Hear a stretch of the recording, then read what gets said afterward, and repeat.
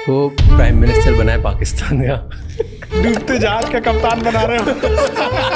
तो क्या करोगे? जल्दी डुबाएंगे। क्या चेंज करोगे? उसका देश ही चेंज करेंगे। दो देश पाकिस्तान और इंडिया एक ही टाइम पे अलग हुए थे। तो दो ने डेढ़ बोलिए, डेढ़। वो आधा देश प्रगति क्यों नहीं कर पाया? उन लोग की दुनिया ही अलग है। हम लोग को ना बिल्डिंग चाहिए, फैक्ट्री चाहिए, छोटा मोटा चीज उन सबको थोड़ी चाहिए। ताज होटल में आएंगे और उसका जन्नत में जाएंगे। चाइना से हमें दुश्मनी करनी चाहिए कि दोस्ती? कि दुश्मनी कर कहाँ रहे हम लोग चाइना से? कौन सा घर है जहाँ चाइनीज सामान नहीं है? यूक्रेन और रशिया जो चल रहा है, इंडिया ने रशिया का साथ दिया। खुल के कहते हैं रसिया के दिया था, यूक्रेन का साथ देंगे हम? रसिया ने भी हमारा साथ दिया है। दुनिया उस लेवल पे कि जहाँ पे वर्ल्ड वॉर 3 वगैरह नहीं होगा। थर्ड वर्ल्ड वॉर कब होगा ये पता नहीं, लेकिन फोर्थ वर्ल्ड वॉर हम लोग पत्थर और लाठियों से लड़ेंगे। वॉर गलत है, लोग मरते हैं। कुछ लोग बात से सुनबे नहीं करते, लात देना ही पड़ता है। सेना में आपको भी जाना था ना। आज अगर मौका मिल जाए आज चले जाए, सब चीज छोड़ छाड़ के। क्यों ऐसे? दिल लगा चुड़ैल से तो परी किस काम। आज आप इतने बच्चों को पढ़ाते हो, सबसे बड़े चैलेंजेस क्या दिखते हैं आपको? जो बच्चे आ रहे होते हैं ना, वो ग्रेजुएशन तो कर लिए बट स्टैंडर्ड ग्रेजुएशन का नहीं है। कोचिंग माफिया है। तो मेरे भी लड़ाई भी इसी बात की थी कि भाई आप क्यों फीस बढ़ा रहे हो? डांटे उटे, लड़ाई झगड़ा हुआ, ऑफिसों में बम लगा के उड़ा दिया। बिहार में क्या है आज तक, क्यों ऐसी कहानियां अभी भी आती है? एक हफ्ते पहले की बात बता रहे हैं। 19 साल का बच्चा आइसक्रीम बेच रहा था। एक आदमी आया, आइसक्रीम दे, कहा भैया पैसा दीजिए। तो हमरा से पैसा मांगेगा, मुंह में गोली बंदूक घुसाया और गोली मार दिया। आज बच्चा क्या करे जिससे वो पैसे कमा सकता है, आगे बढ़ सकता है? लोग अपने सपने पूरे करने के लिए बहुत सैक्रिफाइसेस करते हैं। अपना घर छोड़ के एक नई सिटी में जाते हैं पढ़ने के लिए या बेटर अपॉर्चुनिटीज के लिए। बट नया घर सेट करना ना इतना इजी नहीं होता। इसीलिए शिफ्टिंग के लिए सिर्फ लॉजिस्टिक्स नहीं, एक ट्रस्टेड पार्टनर चाहिए। पोर्टर देता है 100% डैमेज फ्री शिफ्टिंग की गारंटी, वरना 5 लाख रुपए तक वापस। उनकी मल्टी लेयर पैकेजिंग और कन्वीनियंट बुकिंग स्लॉट्स शिफ्टिंग को इजी बना देते हैं। तो अब चाहे आपको इंटरसिटी या इंट्रासिटी शिफ्ट करना हो, तो पोर्टर के साथ लगी सेफ्टी की शर्त। और जब ट्रस्ट की बात हो रही हो तो एक ऐसे टीचर का नाम जरूर आता है जिन पर लाखों स्टूडेंट्स ट्रस्ट करते हैं, जिन्होंने स्टूडेंट्स को सिर्फ पढ़ाया नहीं बल्कि लाइफ में एक डायरेक्शन दिए। हमारे आज के गेस्ट हैं खान सर। आज के एपिसोड में हम जानेंगे चाइना हमसे इतना आगे क्यों है, पाकिस्तान आज तक इतना पीछे क्यों है, यूएस पाकिस्तान को सपोर्ट क्यों कर रहा है, इंडियन एजुकेशन में सुधार कैसे ला सकते हैं, हमारे देश के किसान आगे कैसे बढ़ सकते हैं, और क्या इंग्लिश लैंग्वेज ने हमें बैकवर्ड बना दिया है। इन सारे सवालों के जवाब आज के पॉडकास्ट में मिलेंगे। So enjoy this episode and watch it till the and.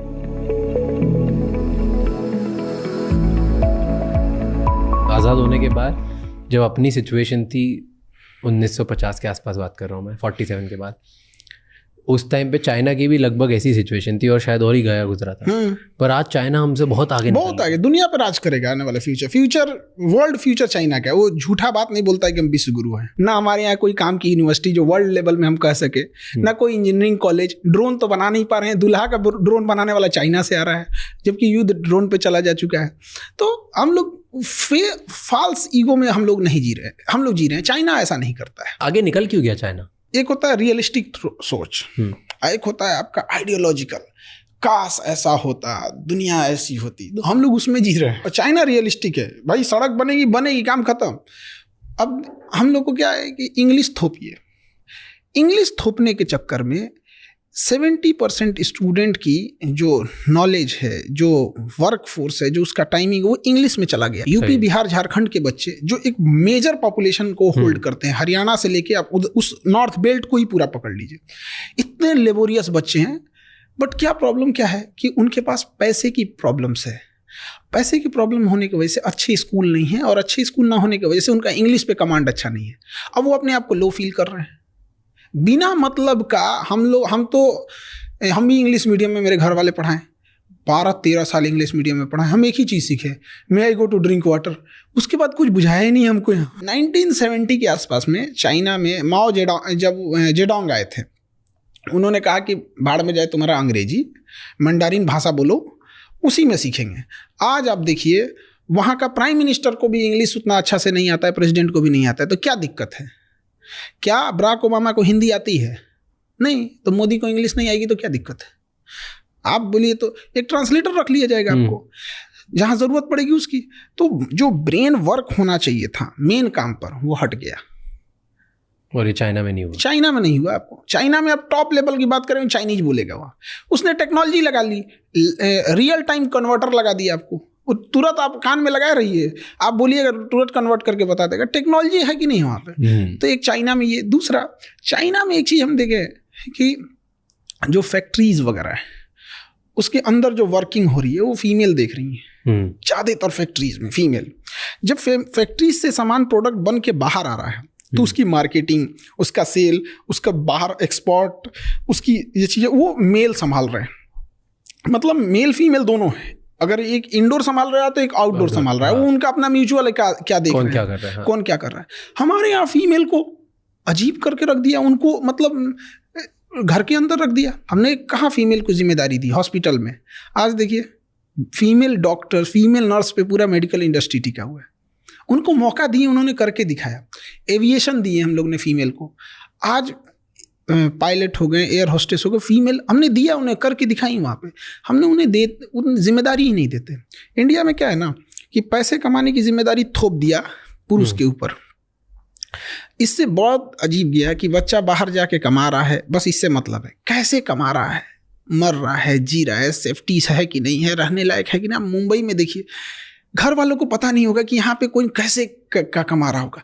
आप बीच पे जाके देखिए, कोई छोटी मोटी दुकानें लगा के बेच रहा है, रात भर बेचारा कुछ कस्टमर आ जाए यहाँ पे। घर वालों को क्या चिंता है, पुरुष है, बेटा है, कमा के लाएगा यहाँ पर। और घर की इज्जत की जिम्मेदारी औरतों को दे दिया।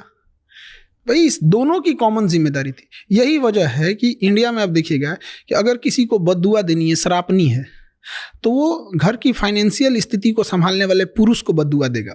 तुम्हारे पिताजी को नौकरी छूट जाए, भाई ये हो जाए। और अगर उसको इज्जत डाउन करनी यानी गाली देना है तो किसी पुरुष को गाली नहीं देगा और महिला को देगा। हम लोग महिला सशक्तिकरण की बात करते हैं और शर्म आनी चाहिए, दो पुरुषों की लड़ाई में भी गालियां एक औरत ही सुन रही है। वो कहाँ से सशक्तिकरण हो? जिस लड़ाई में वो है भी नहीं उसमें भी उसको गाली दे रहा है सब। तो चाइना में ये सब नहीं है। वहाँ पे फीमेल पार्टिसिपेशन भी बहुत अच्छा है। वहाँ के स्टूडेंट्स में कुछ अलग है? वहाँ पे स्टूडेंट्स यूनिवर्सिटीज या एजुकेशन वहाँ कोचिंग नहीं है, वहाँ कोचिंग वगैरह नहीं। रियली? वहाँ गवर्नमेंट स्कूलिंग सिस्टम एक, वन नेशन वन एजुकेशन। हमारे यहाँ वन नेशन वन इलेक्शन बोला जा रहा है। कभी एजुकेशन पे भी बात कर लो यार। अच्छा, हम लोग की क्या जरूरत है? हम लोग खुद अपने आप से पूछते हैं कभी कभी हम लोग की जरूरत क्या है कोचिंग वालों की? क्योंकि स्कूल ने अच्छा नहीं पढ़ाया है। अदरवाइज में तभी तो आया है मेरे पास। ऐसा भी तो हो सकता है जैसे स्कूल में उसने पढ़ाई कंप्लीट कर दी, कॉलेज कंप्लीट कर दिया, तब हमारे पास आया। ऐसा भी तो हो सकता था कि हमने पढ़ा दिया फिर वो स्कूल में जाए। हम लोग पढ़ा देंगे ना तो स्कूल के वालों को कह के निकलिए, अब आप लोग निकलिए, बहुत पीछे हैं लोग। तो स्कूलिंग सिस्टम अगर अच्छी होती हम लोग की ज़रूरत ही नहीं पड़ती। चाइना में एजुकेशन सिस्टम एक जैसा है, इंडिया में भी अमीर हो या गरीब पढ़ाई एक जैसी होनी चाहिए, मेडिकल एक जैसा होना चाहिए। बट यही दुर्भाग्य है इंडिया में, अमीर की पढ़ाई अलग है, गरीब की पढ़ाई अलग है। और उसके बाद दोनों पढ़ के समाज में आएंगे तो अमीर लोग कहेंगे कि ये ऐसे किया वैसे किया। क्या बात की है, एक का पैर तोड़ दिए और एक को खिला पिला के अच्छा किए, उसके बाद दोनों को सेम रेस में दौड़ा रहे हैं। अमीर का हॉस्पिटल अलग है, गरीब का हॉस्पिटल अलग है। अमीर अभी आएगा, उसको MRI जांच ये सब हो जाएगी। गरीब के लिए 2 महीना का लाइन लगाना पड़ेगा। अगर पहुंच है, पैसा है, लिंक है, सुबह चाहिएगा, शाम में एम्स में नंबर आ जाएगा। कुछ पैरवी नहीं है तो अगर आपको किसी पेशेंट को फर्स्ट स्टेज में कैंसर पकड़ा गया, अगर कोई पहुंच पैरवी नहीं है ना तो उसका नंबर आते आते वो 4th स्टेज में चला जाएगा। तो डॉक्टर कहेगा आप सेवा कीजिए। तो हमने कहाँ भारत को कितने पार्टीशन में बांट रखा है, गरीबी के आधार पर, जातियों के आधार पर, स्टेट के आधार पर। समझ में नहीं आता इसको, मतलब कहाँ से इसको सुधारा जाए। तो जैसे 2021 में चाइना के प्रेसिडेंट ने, मैं देख रहा था, शायद प्राइवेट ट्यूटरिंग बैन कर दी थी। इंडिया में भी अगर ऐसा हो जाए तो फिर वहाँ पे एक मजबूरी है कि वो ये सिस्टम वहाँ पे थोड़ा सा अलग है, क्योंकि हम लोग डेमोक्रेसी में हैं, वो लोग डेमोक्रेसी नहीं है, वो साम्यवादी है, कम्युनिस्ट हैं। वहाँ पे कम्युनिस्ट में क्या होता है ना कि सब चीज़ें, वहाँ देश का कंसेप्ट नहीं होता, वहाँ पार्टी का कंसेप्ट होता है। तो अगर वहाँ हम right to freedom of speech दे देंगे ना तो उनका वो वाला सिस्टम खराब हो जाएगा। इस वजह से वो इस सब चीज़ों को रोकता है। और इंडिया में नैरेटिव सेट किया जाता है कि ऐसा चाइना में है, बोलने की आज़ादी नहीं है, ये नहीं है, वो नहीं है। जो चाइना एक बार घूम के आए, वहाँ पता करके आए, उनका अपना सोशल मीडिया है। लेकिन इस पर कंट्रोल भी ज़रूरी है। ऐसा नहीं कर रहे हैं कि एकदम ख़त्म कर देना या एकदम इंडिया मतलब छूट दे देना।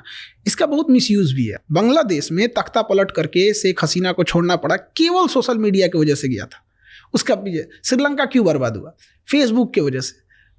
मतलब फेसबुक, श्रीलंका जो क्राइसिस रही थी उसमें सबसे बड़ा कारण फेसबुक है। कैसे? दोनों, पहले बांग्लादेश बताओ फिर श्रीलंका बताओ। पहले श्रीलंका था, फिर उसमें क्या हुआ ना कि किसी भी चीज को अगर आप नैरेटिव सेट करना चाह रहे हैं तो धीरे धीरे नैरेटिव वो सेट करते जाएगा। एक माइंड, एक कंट्रोल करने वाला चीज है। जैसे एक सिंपल सी बात बताते हैं, यूट्यूब, फेसबुक, ट्विटर ये हमारा है नहीं। अब हमारा नहीं है तो अभी एक छोटा सा जो ज्वलंत एग्जाम्पल देखिए यहाँ पे, गाजा और फिलिस्तीन में, और हमारे यहाँ कश्मीर में इशू देखिए। कश्मीर में इतनी ज़्यादा इंसर्जेंसी है, वहाँ पे एक टेररिस्ट मारा जाएगा ना, पूरे ग्लोबल मीडिया में दिखाया जाएगा। और गाजा में 60,000 लोग मरे हैं, जिसमें ज़्यादातर महिलाएं और बच्चे हैं। आपको वीडियो ढूंढने को मिलेगा? नहीं मिलेगा। न्यूज़ देखने को मिलेगा? नहीं मिलेगा। केवल टूटा हुआ घर देखने को मिलेगा। रीज़न क्या है? They control them.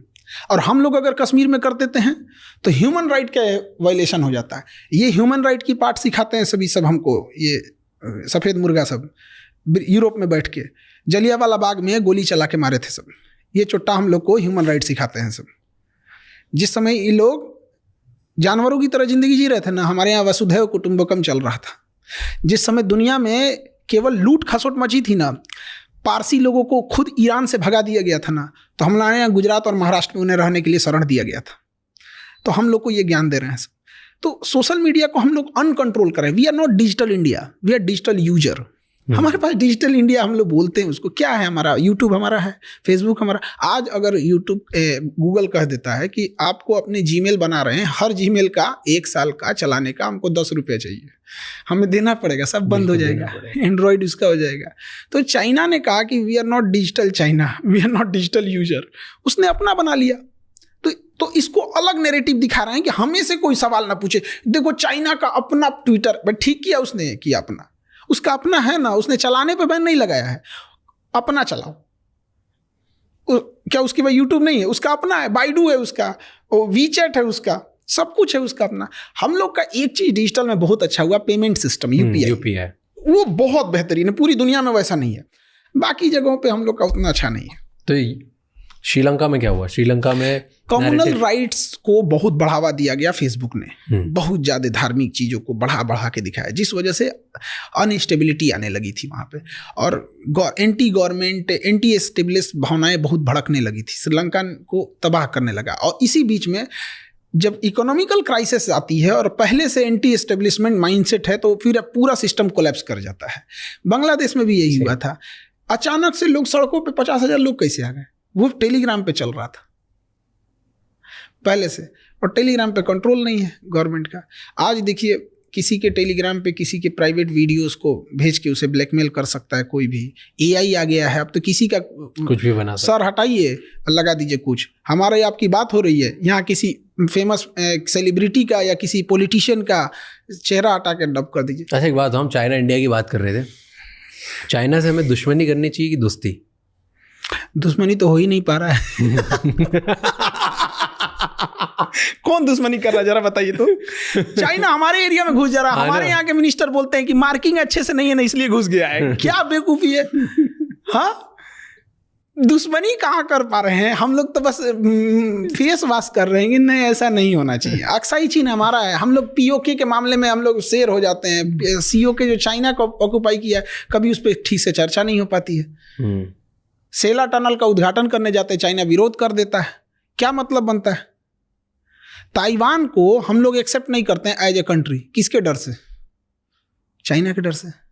क्यों डरते हैं? ये हम थोड़े डर रहे हैं। जो बैठे हैं लोग डर रहे हैं। लोग हम तो कह रहे हैं काहे डर रहे हैं भाई। बट आपको क्या लगता है क्यों डर है? कुछ तो रीजन होगा तभी। अब डिप्लोमेटिक है, वहां पे शुरू से चला आया है। ऐसा नहीं कि मोदी जी डर रहे हैं, मनमोहन सिंह भी वही कर रहे थे। तो कई बार हम लोग ये कहते हैं ना, तो लोगों को लगता है कि नहीं ये कर रहे थे, वो भी वही कर रहे थे।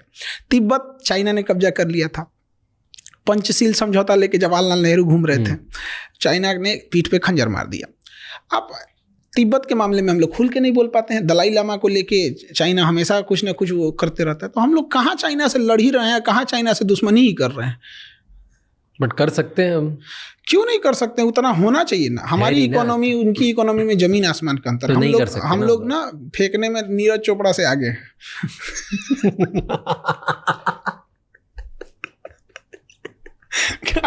फेंकने में अगर ओलंपिक में बांसबाजी में होता ना तो गोल्ड मेडल हम ही लोग का रहता है। वो कोई छीन ही नहीं सकता था, आदमी टेंशन फ्री रहता। चल भाई ओलंपिक में एक तो अपना फिक्स है, हमसे ज्यादा कौन फेंकेगा। अजीब अजीब हाल है, इकोनॉमी की हालत दुर्दशा है। इंडस्ट्रियलाइजेशन अब कहाँ चला गया किसी को मतलब ही नहीं होती है। जीएसटी का कोई और छोर नहीं है, किस चीज पे लगा दिया जाएगा जीएसटी का। अब देखिए मेडिकल इंडस्ट्रीज की बात कीजिए, हमारे यहाँ पता नहीं क्या कर रहा है सब इंजीनियर सब, इतना पढ़ लिख के कहाँ खप जाता है सब पता ही नहीं चलता है। MRI machine, CT scan machine Germany से आ रही है, नहीं बनती इंडिया में, और आज़ादी के इतने साल बाद। तो चलिए हर चीज़ में हम आगे नहीं हो सकते हैं। बेशर्मी कहाँ होती है, अगर कोई हॉस्पिटल वाला उस MRI या CT स्कैन मशीन को मंगा रहा है तो उस पर गवर्नमेंट चढ़ जाती है, मंगाया क्या रे, इंपोर्ट ड्यूटी दे। क्या बेशर्मी है। कोई MRI किस लिए मंगाएगा? बड़ी बीमारी के लिए। CT स्कैन MRI खांसी या बुखार के लिए नहीं होता है। कोई जा रहा है वहां पे तो मतलब इट मीन्स उसको सस्पिशियन है बड़ी बीमारी का है। उस पर क्या जरूरत है भैया आपको इंपोर्ट ड्यूटी लगाने की? वो तो आपको अपनी बेशर्मी छुपा रहे हैं। आप इंडिया में बनाओ ना। स्टार्टअप इंडिया मतलब कौन सी गिलास और चम्मच छुरी कांचा बनाएंगे? स्टार्टअप इंडिया इसका मतलब होता है, ये कहाँ बनेगा? उस पर इंपोर्ट ड्यूटी कहीं से बनता है मतलब? तो बेशर्मी हो गई ये तो।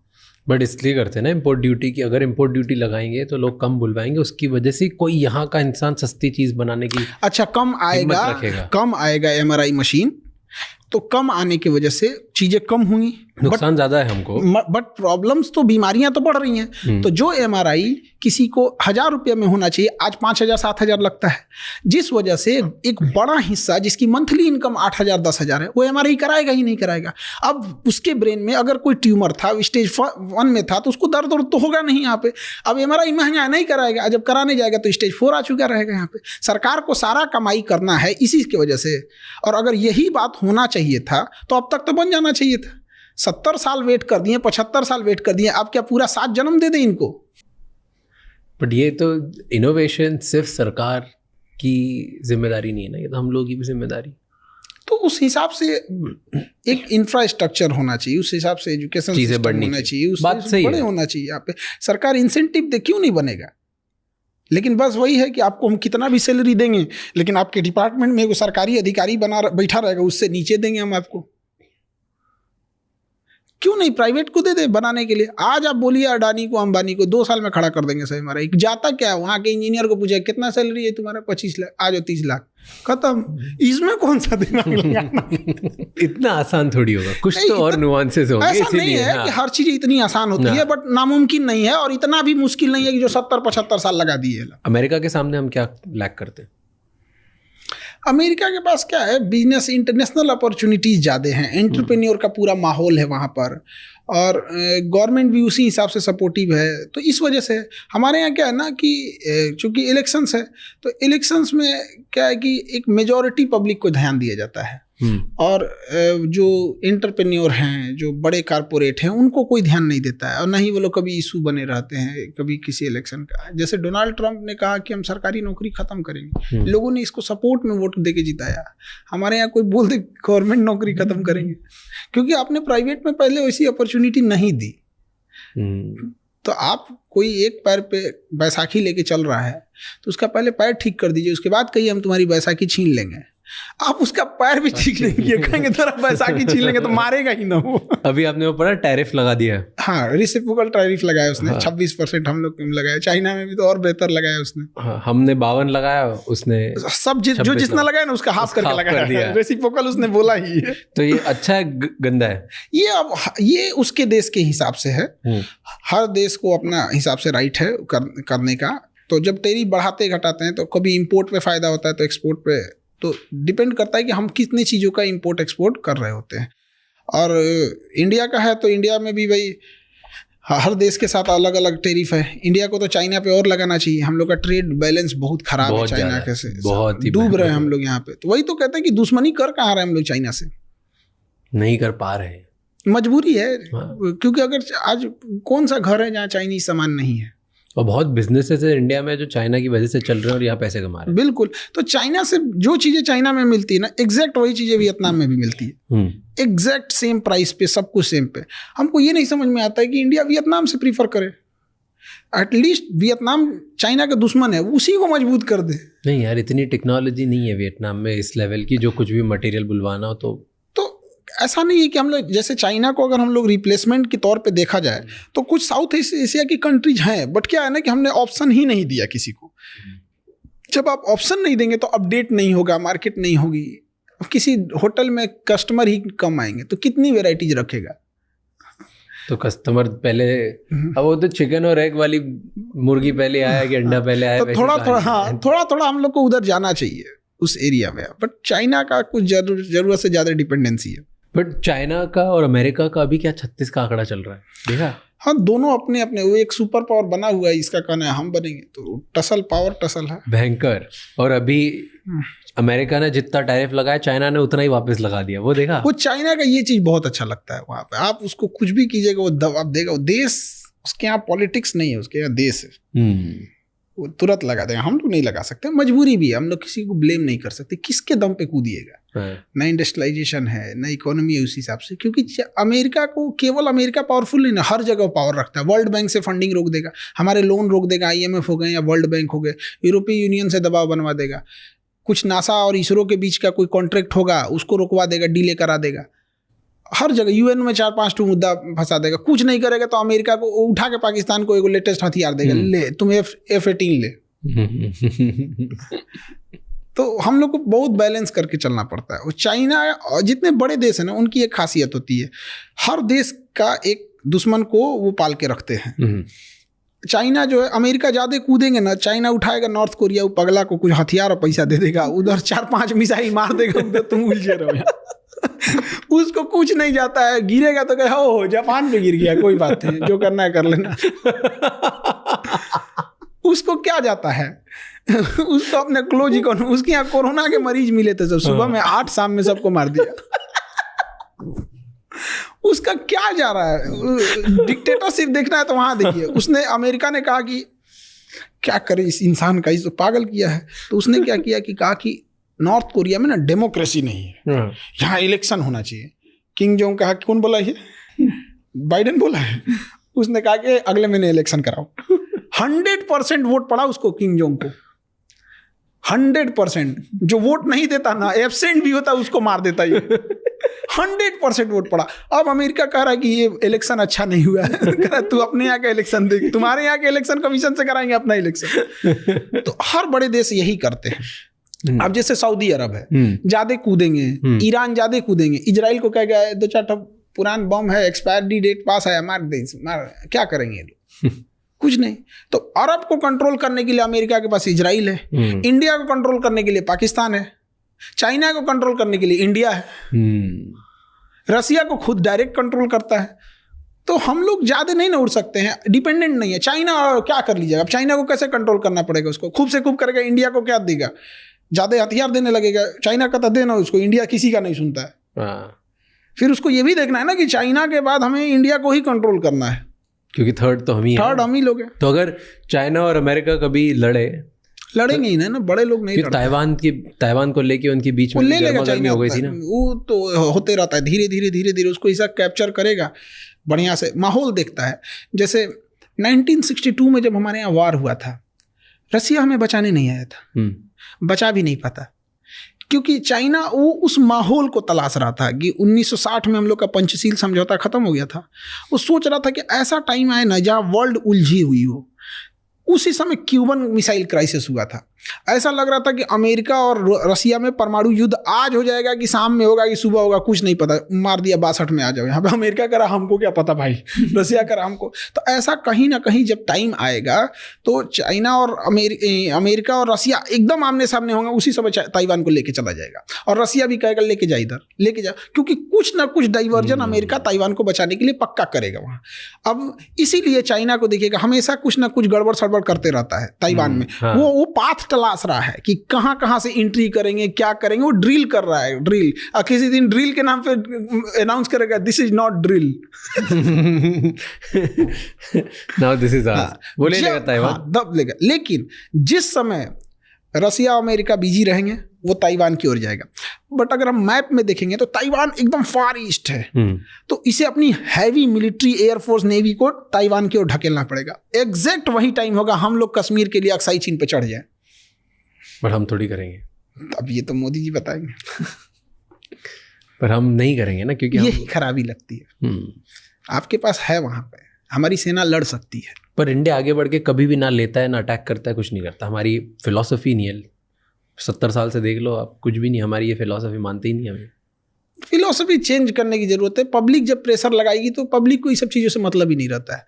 और वो सब लोग को अपनी हमारा जात ठीक है, हमारा धर्म ठीक है, हमारी राजनीतिक पार्टी ठीक है, माइंडसेट बहुत ख़राब होता है। नेशनल इंटरेस्ट देखना चाहिए। तो यही मौका है, नहीं तो चुपचाप देखेंगे ताइवान ले लिया, कि ताइवान ले लेगा उसके बाद चाइना फिर नहीं रुकेगा। ताइवान लेने के बाद तो खत्म, बेलगाम घोड़ा। क्योंकि वो सेमीकंडक्टर सिलिकॉन शील्ड उसको रोक के रखा है। और दूसरा उसके बाद क्या है ना कि इसका इंटरनल इशू खत्म हो जाएगा चाइना का। ताइवान लेने के बाद इंटरनल खत्म हो जाएगा, फिर वो केवल और केवल फोकस्ड हो जाएगा एक्सटर्नल पे। और कुछ भी कर ले चाइना, अमेरिका ताइवान को बचाने के लिए एटॉमिक वार नहीं ना करेगा। और चाइना का तो कोई लिमिट नहीं है, उसको तो हर हाल में वो चाहिए ही चाहिए, वहाँ पे ले ही जाएगा वहाँ पे। तो ये फ्यूचर आपको लगता है कि होना ही? हाँ, बस हम लोग बस ये देखना यूरोप कितना अनस्टेबल रहता है।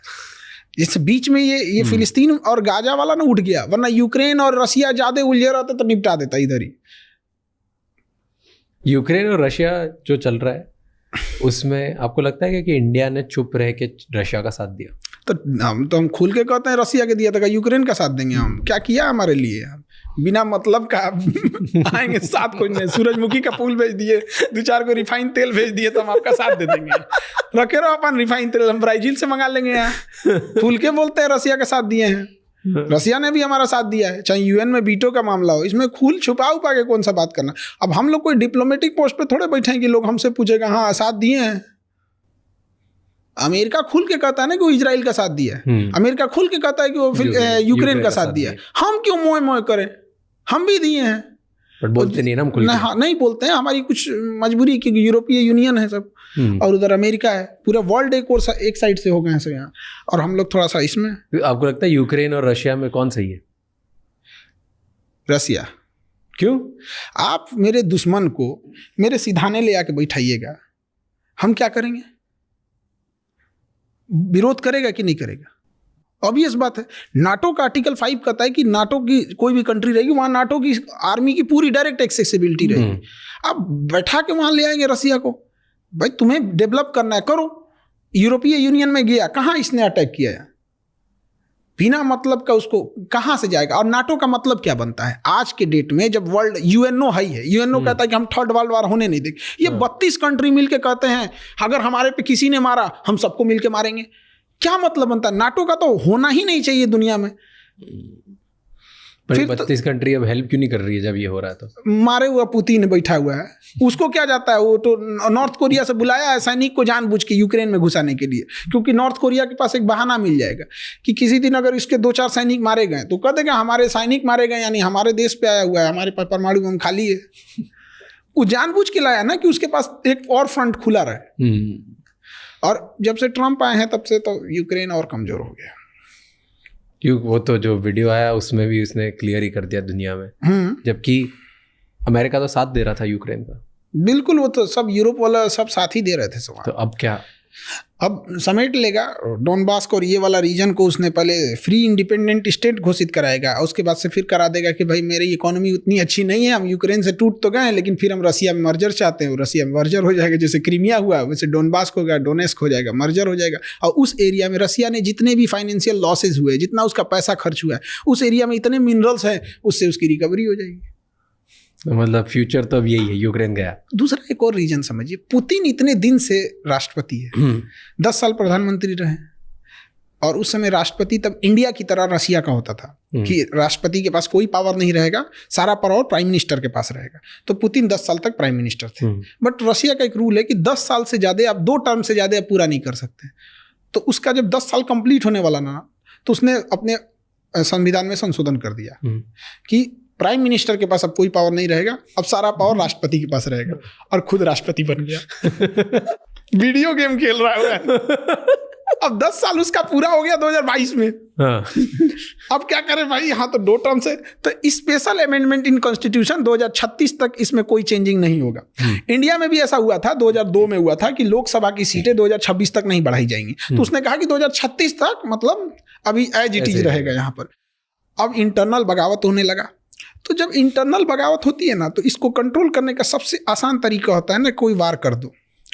ऐसे ही माओ के टाइम पे हुआ था 1960 में चाइना में मार दी, इंडिया में लड़ गए यहाँ पे। ऑब्वियस बात है, अभी आज चाहे महंगाई जितनी भी हो, चाहे जो भी हो, हमें अपने प्रधानमंत्री से या एट ए टाइम के प्रधानमंत्री या पहले के कोई भी प्रधानमंत्री लाख शिकायत होगी, लेकिन जब वार के टाइम पे तो हम सब एक हैं। कारगिल के टाइम पे कोई ये कह सकता है क्या कि हम अटल बिहारी वाजपेयी के साथ नहीं थे, भले उन्हें वोट न दिया हो। तो पुतिन के लिए युद्ध लंबा खींचना अपने विरोधियों को निपटाने का एक अच्छा रास्ता। निपटा दिया अंदर। वो क्या नाम थे उनको, वैगनार ग्रुप के थे, प्रेगोजिन की क्या नाम था, उनको जहाज से उड़वा दिया, जा रहे थे बेलारूस। तो रसिया का एक अलग है, वो लड़ाई को केवल ये नहीं देखिए वहाँ पे, वो चाहे तो खत्म करके आज ही ले सकता है, लेकिन लंबा कर रहा है, खींच रहा है उसको। उसकी पॉपुलैरिटी, उसका विश्वास, उसकी नेशनलिटी बढ़ रही है कि ये रशियंस के साथ है। रसिया को यही बचा रहा है, दुनिया को अपने यहाँ दिखा रहा है रसियन भाषा में बोल के। उसकी न्यूज़ तो चल रही है ना कि आज अगर पुतिन नहीं होता तो पूरी दुनिया रसिया को समेट चुकी होती। ना नाटो कहाँ तक चला गया रहता, दिखाएगा वहां पर कि ना क्रेमलिन बचा होता, ना मॉस्को बचता, ना पीटर्सबर्ग बचता, ना व्लादिवोस्टोक, सब यूरोप वाले कब्जा कर लेते। तो लोगों का रहता यही रहेगा, पुतिन ही रहेगा, 2036 नहीं जी 50 तक रहेगा। वार गलत है ना, लोग मरते हैं। वार गलत रहता ना, बांसुरी बजाने वाला कृष्ण कन्हैया महाभारत होने नहीं देते। कुछ लोग बात से सुनबे नहीं करते, लात देना ही पड़ता है। आप 32 देशों के ग्रुप, जिसमें एटॉमिक पावर 3 के पास है, ब्रिटेन के पास है, फ्रांस के पास है, अमेरिका के पास है, पावर में सबसे ज्यादा, लॉबी सबसे ज्यादा, टेक्नोलॉजी सबसे ज्यादा, हथियार सबसे ज्यादा, यूएन में पहुंच सबसे ज्यादा, इसके बावजूद ही 3200 मिल के एक साथ रहेंगे और कहेंगे कि हमें कोई मारेगा, हम 3200 मिल के मारेंगे। सद्दाम हुसैन को पूरा उड़ा दिया, सब लीबिया को पूरा उड़ा दिया, यमन को पूरा उड़ा दिया, सीरिया को पूरा उड़ा दिया। हमारे पास ये जितने देशों को उड़ाया, कम से कम 2 से 3 लाख इंडियंस वहां काम करते थे। हमें क्या मिला? कुछ नहीं। बीच मझधार में छोड़ के अफगानिस्तान को चला गया। अफगानिस्तान में हम लोग के करोड़ों इन्वेस्टमेंट है, सब फंस के रह गए। तो क्या मतलब बनता है आज के डेट में नाटो का? हिम्मत नहीं है किसी देश के पास ये कहने की कि नाटो गलत है। वो अलग बात है, बट गलत तो है ना।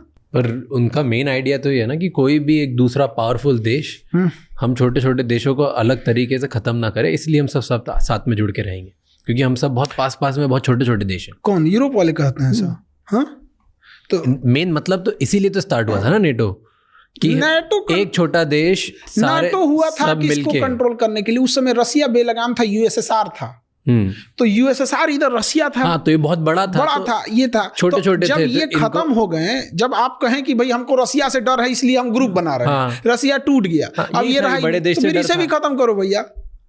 तो फिर तो वही बात हुआ, इसके डर से आप बनाए और आप खुद बने गए, तो आपके डर से भी तो कोई और बनाना चाहिए। फिर चाइना बना लिया तो क्या गलत किया?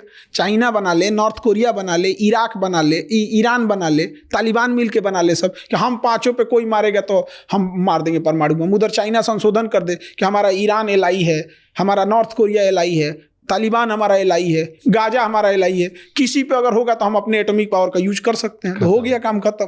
तो ये थर्ड वर्ल्ड वॉर किस चीज से होगा हमें पता नहीं, लेकिन एक कहावत का एक विद्वान ने कहा था कि थर्ड वर्ल्ड वॉर कब होगा ये पता नहीं, लेकिन 4th वर्ल्ड वॉर हम लोग पत्थर और लाठियों से लड़ेंगे।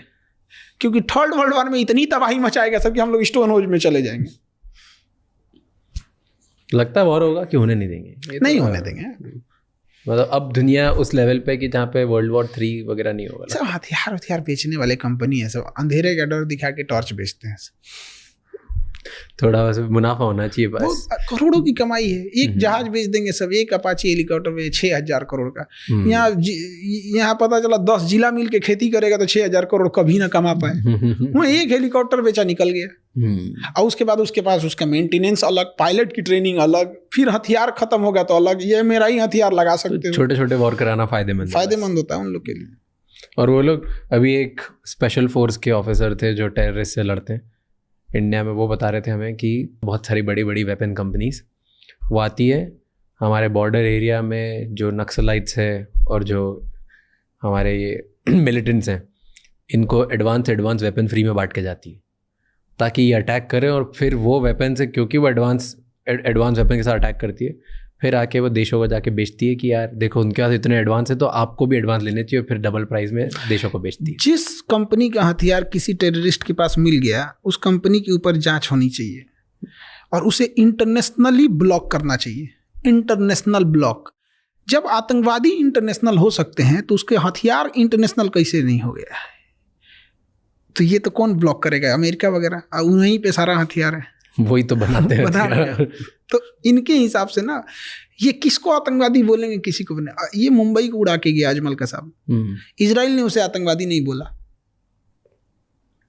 क्या बेशर्मी है। क्यों नहीं बोला? कहा कि हम अभी जांच कर रहे हैं, हमारे हिसाब से नहीं हो रहा है। क्या बेशर्मी है। इजराइल इतना पावरफुल क्यों है? सारे देश डरते क्यों? आपने एक वीडियो बनाया इसके ऊपर कि इजराइल से सारे देश डरते हैं।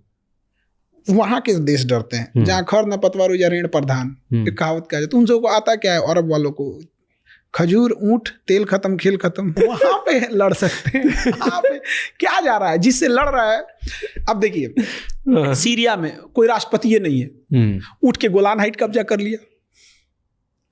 तो वहाँ के हिसाब से टेक्नोलॉजी है, नो डाउट, देश बहुत आगे है, हर चीज़ में ठीक ठाक है। बट समझिए विदाउट अमेरिका और नाटो के सपोर्ट से वो भी नहीं लड़ा। छोटा सा गाजा है जिसके पास ना अपनी एयरफोर्स है। गाजा का शर्त क्या है कि फिलिस्तीन ना एयरफोर्स रखेगा, ना नेवी रखेगा, ना ही थल सेना रखेगा, ना उसे देश की मान्यता दिया जाएगा। तो उसका कहना है भाई तुम आया है क्या? कहा कि तुम जानो, उसको कुछ रखने ही नहीं देता है। उससे मारने के लिए, उसको मारने के लिए इसे फ्रांस से सपोर्ट लेना पड़ा, अमेरिका से सपोर्ट लेना पड़ा, इससे तो दुनिया भर से सपोर्ट लेना पड़ा। क्यों? उसके पास हथियार खत्म हो गए ना। तो ऐसा क्यों? वो इतनी सी बेल्ट ने इतना, अगर इसको खत्म ही करना है तो जरा से गाजा ने कैसे परेशान कर दिया इनको? एक बिल्डिंग को मारने के लिए आपके पास कम से कम 10 एक्सप्लोसिव उड़ानी पड़ेगी। एक मोहल्ला को उड़ाने के लिए आपके पास एक तो डिपो उड़ जाएगा। पूरी कंप्लीट हथियार किसी को कंप्लीट डेमोलिश करने के लिए तो बनाया नहीं जाता। हथियार आपको आगे एडवांटेज देने के लिए बनाया गया। अब आप उसको कंप्लीट डिमोलिश करने के लिए जाएंगे तो क्या होगा? अब जेसीबी है थोड़े मोड़े खोदने के लिए, आपको ये पूरी शहर को खोदो, पागल हो जाएगा यार, हमको इसलिए बनाया ही नहीं यार। वो तो परमाणु बम बनाया गया था कंप्लीट डेमोलिश करने के लिए। तो इनका ग्रुप बहुत तगड़ा है, इजराइल हो गए या नाटो वाले, इनका ग्रुप बहुत तगड़ा है। और ये नाटो वाले आए थे सब वियतनाम में, वियतनाम वाला इतना मार मारा था सबने, इतना मार मारा था सब कि जान बचा के भागे हैं अमेरिका वहां से। 20 साल लड़े थे, कुछ नहीं कर पाए, भगा दिया से वहां पे। क्यों नहीं हो पाया ये इस वॉर के बारे में मुझे ज्यादा पता नहीं है, बट वियतनाम में अमेरिका वॉर नहीं जीत पाया, कभी नहीं जीत पाएंगे वहां पे। देखिए, we can not fight with the geography. ना वो वियतनाम जीत सकते हैं और ना ही अफगानिस्तान जीत सकते हैं। केवल अमेरिका नहीं, रसिया भी तो हार के गया है, कोई नहीं जीत सकता। इवन ब्रिटेन वाले जब हमें गुलाम बनाए थे, लेकिन अफगानिस्तान को आज़ाद कर दिए थे सब। हमारी आज़ादी से पहले म्यांमार को साइड कर दिया सब 1935 के अधिनियम द्वारा 37 में। ज्योग्राफी ऐसी है ना, जैसे अमेरिकन वाले सब जो है ना, जमीन पे नहीं लड़ सकते हैं, वो जमीन पे कभी नहीं लड़ पाएंगे। उनके पास टेक्नोलॉजी है, ऊपर से ड्रोन मार देंगे, हेलीकॉप्टर उतार देंगे, टैंक लेके घुस जाएंगे। लेकिन जहाँ ये काम नहीं आएगा वहाँ क्या करिएगा? अफगानिस्तान में पहाड़ है, वो चुपचाप लेट जाएगा, ड्रोन को पता ही नहीं चलेगा साइड में है, और ड्रोन उड़ेंगे ना तो पास में आकर ले जा यहाँ से। वियतनाम में जंगल है, कुछ काम नहीं आने वाला है वहाँ, वो अंदर अंदर सुरंग खोद के चल दिए सब। तो ज़मीन पे वो नहीं लड़ सकता है, यही है। और ज़मीन पे प्लेन अगर एरिया है तो लड़ लेगा। इराक खाली मिला था, लड़ लिया। अफगानिस्तान 20 साल लड़े थे, वापस गए भी तो इज्जत से नहीं गए। उसने कहा कि 10 दिन का नहीं, हम तुम्हें केवल 5 दिन का टाइम देते हैं, सोचिए। सब छोड़ छुड़ा के चले भागो। आज जिस दिन जा रहा था ना, उस दिन भी मार दिया सब तालिबान वाले। उस दिन भी हमारा अफगानिस्तान से अच्छा रिलेशन है, बट तालिबान से नहीं। तालिबान से तो रिलेशन ही नहीं है, बट नो डाउट इंडिया और अफगानिस्तान बहुत बहुत अच्छा रिलेशन है। हम लोग के मैच जीतने पे अफगानिस्तान वाले खुश हो जाते हैं। पर तालिबान के साथ अभी क्या हो रहा है रिलेशनशिप? अभी तो कोई रिलेशन ही स्टार्ट नहीं है, बट इंडिया को कुछ ना कुछ सोचना पड़ेगा। आपने खुला मैदान छोड़ दिया, वहां से चाइना घुस जाएगा। इलेक्शन कराना चाहिए उन्हें। अगर इलेक्शन के बाद अगर गवर्नमेंट जीत जाती है तो एक बहाना रहता है कि भाई I support the elected government. क्योंकि अफगानिस्तान का है ना यहाँ पे, उसको उसका नाम चेंज कर देंगे सब, वो सब अपना। तो गवर्नमेंट को सोचना चाहिए, क्योंकि अफगानिस्तान हमारे लिए बहुत अच्छा चीज़ है। क्योंकि मेरे दुश्मन का दुश्मन मेरा दोस्त, हमारा दुश्मन पाकिस्तान है, उसका दुश्मन अफगानिस्तान है, उसको सपोर्ट करना। हमें अफगानिस्तान खुला नहीं छोड़ना चाहिए। अफगानिस्तान से तो बहुत लोग अभी भाग रहे हैं। करेंगे क्या बेचारे वो लोग, मरेंगे वहाँ। तो वहाँ पर तभी मैं लंदन में था, और जहाँ पर टैक्सी ड्राइवर था मेरे साथ, वो अफगानी था, और वो बता रहा था कि अफ़गानिस्तान में कैसा रैकेट चलता है लंदन आने के लिए। तो अफ़गानी लोग पाकिस्तान जाते हैं फ़र्जी डॉक्यूमेंट बना के, वहाँ पैसे खिला के, बहुत आसान है जाना।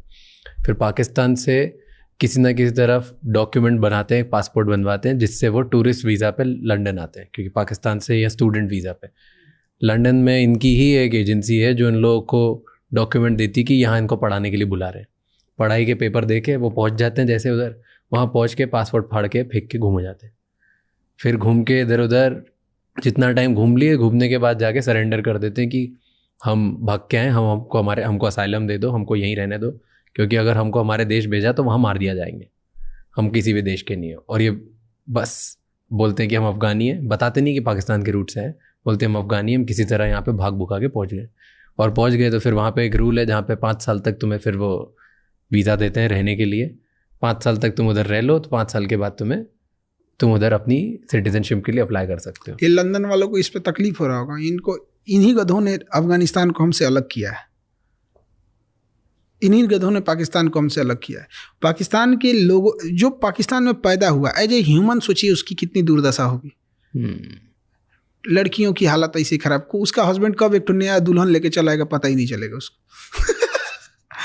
कितना खराब लगे। एक पर्सनल लिबर्टी भी होती है ना, वहाँ पे एक आदमी 4-5 शादी कर लिया। अब आपने वैसा माहौल बना दिया कि जिंदा रहने को ये लोग विकास समझे, अलग बात है। अब देखिए सबसे बड़ी खराबी क्या थी, जब देश आज़ाद हुआ तो गांधी जी तो खैर बंगाल में दंगा छिड़ा हुआ था, कोई पूछने नहीं गया था। तो आज़ादी का लोग इधर दिल्ली में जश्न मना रहे थे। वो बूढ़ा इंसान एक टूटे हुए घर में था कि इसे उग्र भीड़ ने तोड़ दिया है। मैं दिखाना चाह रहा हूँ कि हिंदुस्तान आज भी जिंदा है। तो वहाँ लोग भले गाली देते हैं, जिसकी औकात अपने गांव के मुखिया से लड़ने की नहीं है, जिसकी औकात एक विधायक से लड़ने की नहीं है, वो उस गांधी पे आवाज़ उठाता है जो गुलाम देश में इंग्लैंड की महारानी से लड़ा था। क्या बोलिएगा इसे, खैर वो अलग चीज़ है, क्योंकि गांधी को मानने वाले भी गांधी के विचार वाले होते हैं। जब देश आज़ाद हुआ, सबसे बड़ी बेवकूफ़ी हम लोग से क्या हुआ, हमारा देश है, कोई ससुरा आया इसे लाइन खींच दिया कि इसके इधर इंडिया, इसके इधर पाकिस्तान, हम मान लिए। क्या बेवकूफ़ी थी। चाहे उस समय सरदार पटेल हो, जवाहरलाल नेहरू हो। हमारे देश में क्या है ना कि आप एक नेता को गाली दो, एक को मत बोलो। भाई दोनों लोगों ने क्या किया, ये आपके ऊपर एक लाइन कोई खींच के चला गया, आप क्या करेंगे, तुम जाना है ब्रिटेन जाओ। उसने क्या किया, सेनापति कहा कि हमारी सेनापति 2 साल तक यही रहेंगे। जनरल बूचर था वहाँ पे, तो वो वहीं रह गया। आप 2 साल बाद मिटा देते उसको। जिन्ना मर चुका था, पाकिस्तान में जिन्ना के अलावा कोई नेता ही नहीं था। अबुल कलाम आज़ाद को यहाँ खड़ा कर देते। क्या जाता था, कैसे एक्सेप्ट कर लिया हम लोग ने, कितना बेवकूफ़ी। 1947 में देश आज़ाद हुआ, 10 साल पहले म्यांमार को 1937 में अलग किया, 35 का नियम बनाया, सब 37 में अलग कर दिया। आपको 10 साल पुराना लाइन खींचने में मेहनत लग रहा था।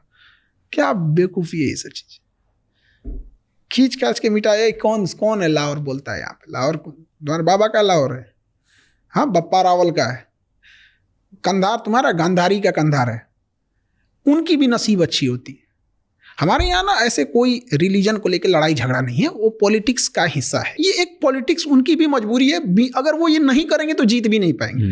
जैसे सांप नहीं मारे तो फिर तो सींग तो होता नहीं है सांप को, और कुछ तो है नहीं। वो जिसके पास भाई, तो वो एक अदरवाइज में वो लोग भी बड़ा सुकून से जीते। हमारे बप्पा रावल का लाहौर था, और पूरी दुनिया में एकता की मिसाल थी लाहौर। जहाँ जितनी बड़ी संख्या में सिख रहते थे, उतनी ही बड़ी संख्या में मुस्लिम, उतनी ही बड़ी संख्या में हिंदू, उतनी ही संख्या में ईसाई, सारे लोग, बौद्ध, सब लोग। लाहौर क्या शहर हुआ करता था। आज क्या हो गया है लाहौर, किधर बम फटेगा पता ही नहीं है। बर्बाद कर दिया से इसको।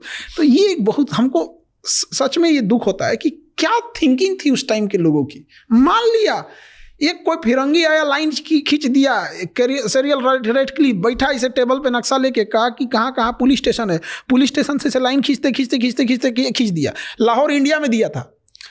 तो लोगों ने कहा कि सर आपने तो, पाकिस्तान में तो कोई शहर ही नहीं बचा, कराची है बस। कहा कि तो मैं क्या करूं? कहा एक काम कीजिए, लाहौर दे दीजिए। ऐसे मिटा के ना लाहौर दे दिया, मिटा के दिया वो लाहौर। और हम लोग चुपचाप बर्दाश्त किए थे। क्या बेवकूफी थी। अभी कोई खींच के देख ले। बट पहले इंटरनल फाइट्स थी इसकी वजह से ना, धर्म के नाम पे दो लोग अलग अलग तरीके से लड़ रहे थे, इसलिए कोई तो होना चाहिए जो धर्म के खिलाफ बोले। अब जैसे कोई धार्मिक मामला रहे, हमको क्या ना, हमको कोई फर्क नहीं पड़ता हिंदू मुसलमान, साइड रोलो, बात में नेशनल मैटर का है तो साइड बंद। अभी लाइन मिटाएंगे पहले, उसके बाद टाइम पे बोलते थे ना कि वीर सावरकर थे, लेकिन उनकी आवाज सुनी नहीं टॉप लेवल तक। सुनाने लायक पोजीशन पे भी तो मतलब, अब देखिए वीर सावरकर ने लड़ाई लड़ी थी, बट एक जिस लेवल पे सुभाष चंद्र बोस गए, उस लेवल पे बात ले जाना चाहिए था। सावरकर जी ने पूरा प्रयास किया था अपने हिसाब से, सब लोग ने अपना अपना योगदान दिया, लेकिन उसका क्या फायदा मिला हमको कि हमसे म्यांमार तोड़ दिया, हमसे बांग्लादेश तोड़ दिया, हमसे पाकिस्तान तोड़ दिया, हमसे अफगानिस्तान तोड़ दिया। ये वही हुआ कि हम अपने पथरी का इलाज कराने हॉस्पिटल में गए और हमको बचा तो लिया, लेकिन हमारा दोनों हाथ पर काट दिया। ये भाई क्या करेंगे हम लेके? पथरी का इलाज करना था, कर तुम पथरी सही कर भाई, तेरे को आजादी देनी था, आजाद कर, भाग यहाँ से। ब्रिटेन वहां पे। तो ये आपको लगता है ब्रिटेन की चाल थी कि हमारी इंटरनल पॉलिटिक्स? ब्रिटेन क्योंकि इंटरनल पॉलिटिक्स नहीं, ब्रिटेन का था, 100% ब्रिटेन का था। एक्चुअल में क्या होता है ना कि जब हम किसी से आज़ादी मांगते हैं ना, उसके कुछ साल बाद जो नेशनलिस्ट होते हैं ना, उस आज़ादी की कीमत वसूलते हैं कि तुमने जलियांवाला बाग किया था, तुमने हमसे इतना सोना ले गए, हमसे ये ले गए। तो ब्रिटेन को ये डर सा मारा था, यार ये सब मांगेगा सब हमसे, और फिर ये महारानी का ताज ले जाएगा सब, नहीं देंगे ना तो महारानी संहिते उठा ले जाएगा सब। उसने देखा कि भाई इसको क्या करें हम। तो सपोज कीजिए कि हम किसी के घर से कोई चोरी करके ले जा रहे हैं, मेरे पीछे वो दौड़ गया है, तो कुछ ना कुछ देर में तो हमको पकड़ लेगा, उसका पैर तोड़ देते हैं मार के। तू दौड़ेगा ही नहीं, आएगा नहीं। पैर तोड़ने के लिए उसने कहा ना कि एक काम करते हैं, यहाँ लड़ाओ, ऐसा ना। पहली बार जमीन का विभाजन धर्म के आधार पर कर दिया। उधर म्यांमार में बौद्ध ज्यादा रख दिया, इधर मुस्लिम ज्यादा रख दिया, लड़ो, तोड़ दिया पैर।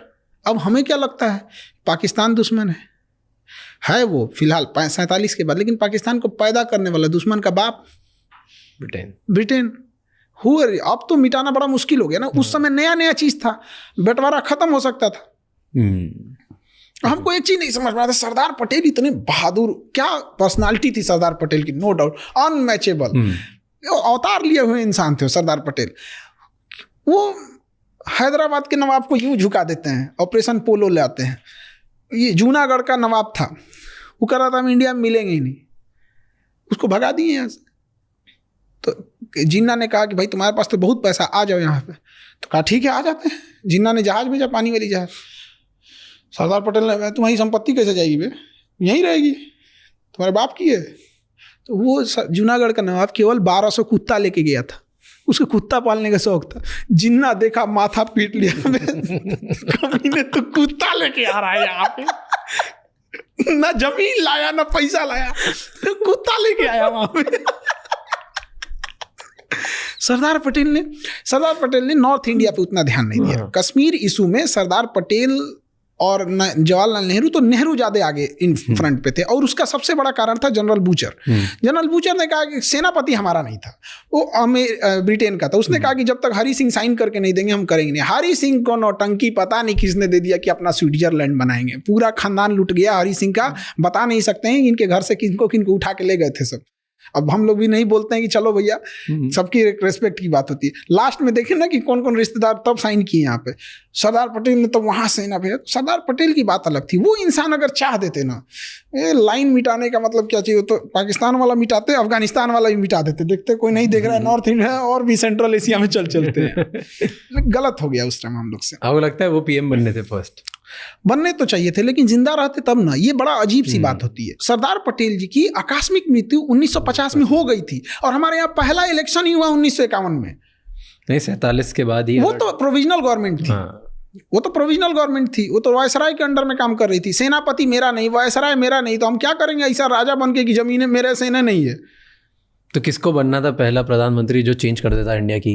तो उस समय जो कर सकते थे 47 में प्रोविजनल गवर्नमेंट में, उन्हीं के हाथ में था, होम मिनिस्टर के अंडर में। नहीं, उसके बाद पहले इलेक्शन के टाइम पे देखिए पहले इलेक्शन के टाइम पे तो बहुत लेट हो जाता है। 47 में ही बात कर रहे हैं, क्योंकि आप बहुत लेट कर दीजिएगा तब तो नहीं हो पाएगा। 47 में ही ये विभाजन खत्म होना चाहिए था।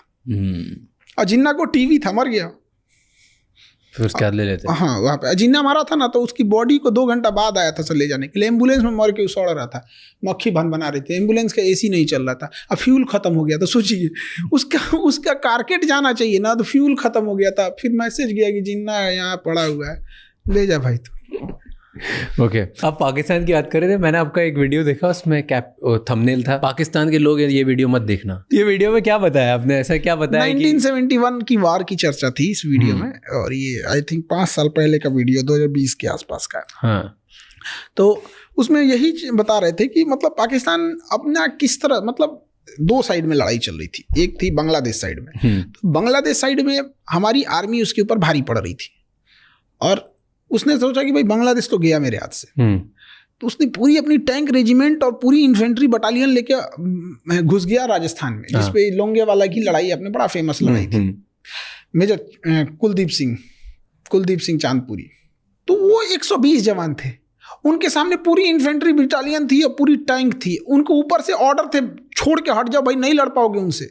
वो लोग नहीं हटे और रात भर रोक दिया उन लोगों को। सुबह आई, जहाजें मार गई। हमारी सेना के ऊपर ऑर्डर आए थे कि हट जाओ, सुबह जो होगा देखा जाएगा। उन्होंने कहा कि भैया सुबह तक ये तो पूरे जोधपुर एयरबेस उड़ा देंगे सब। और उसी लड़ाई में पाकिस्तान की सेना थी, उसको 93,000 फौज को पाकिस्तान से मैसेज था, हटना मत गधा कहीं का, बहुत बिरयानी खिलाए तुमको, हटना मत। वो 93,000 सरेंडर कर दिए। तो 93,000, इन सबको ना चम्मच में थूक के डूब जाना चाहिए। तो क्यों सरेंडर कर दी? कुछ तो लड़ने की औकात होनी चाहिए। यहाँ हम 120 में रोक, यहाँ 120 में रोक दिए हो। 1.25 लाख नू एक लड़ा वहाँ। तो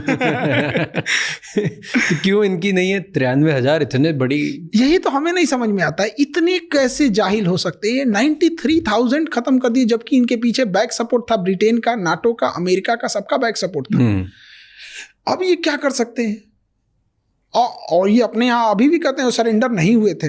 यही कहते कि भाई तुम मानोगे हो नहीं कि तुम्हारे यहाँ सरेंडर हुए थे। तो ये बारात में घूमने आए थे 93,000। इनको अमेरिका भी अपनी भेज रहा था ना, शिप सपोर्ट करने के लिए भेजने वाला था पहुंचने से पहले। अमेरिका का तो आधा बेइज्जती पाकिस्तान कराया। उसने पैटर्न टैंक भेजा अमेरिका ने पाकिस्तान को कि अनविंसिबल टैंक है, इसे कोई नहीं उड़ा सकता है।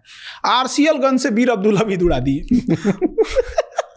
अमेरिका का टैंक का ऑर्डर खत्म हो गया। पाकिस्तान, अमेरिका ने कहा कि चोटा तुमको हम नहीं देंगे, टैंक से ज्यादा चलाने वाला मायने रखना चाहिए। अमेरिका ने एक पनडुब्बी दिया, PNS गाजी नाम था उसका। कहा कि इसको कोई नहीं डुबा सकता। उसको हमारा एक जहाज डुबाया, जो जहाज खराब हो गया था, लंगर में था, मेंटेनेंस चल रहा था। INS राजपूत मार के गिरा दिया गाजी को। अमेरिका कहा कि तुमको हम हथियार नहीं देंगे, तुम पूरा बेइज्जत करा के रखा है हमको। 1970 का जहाज था MiG-21।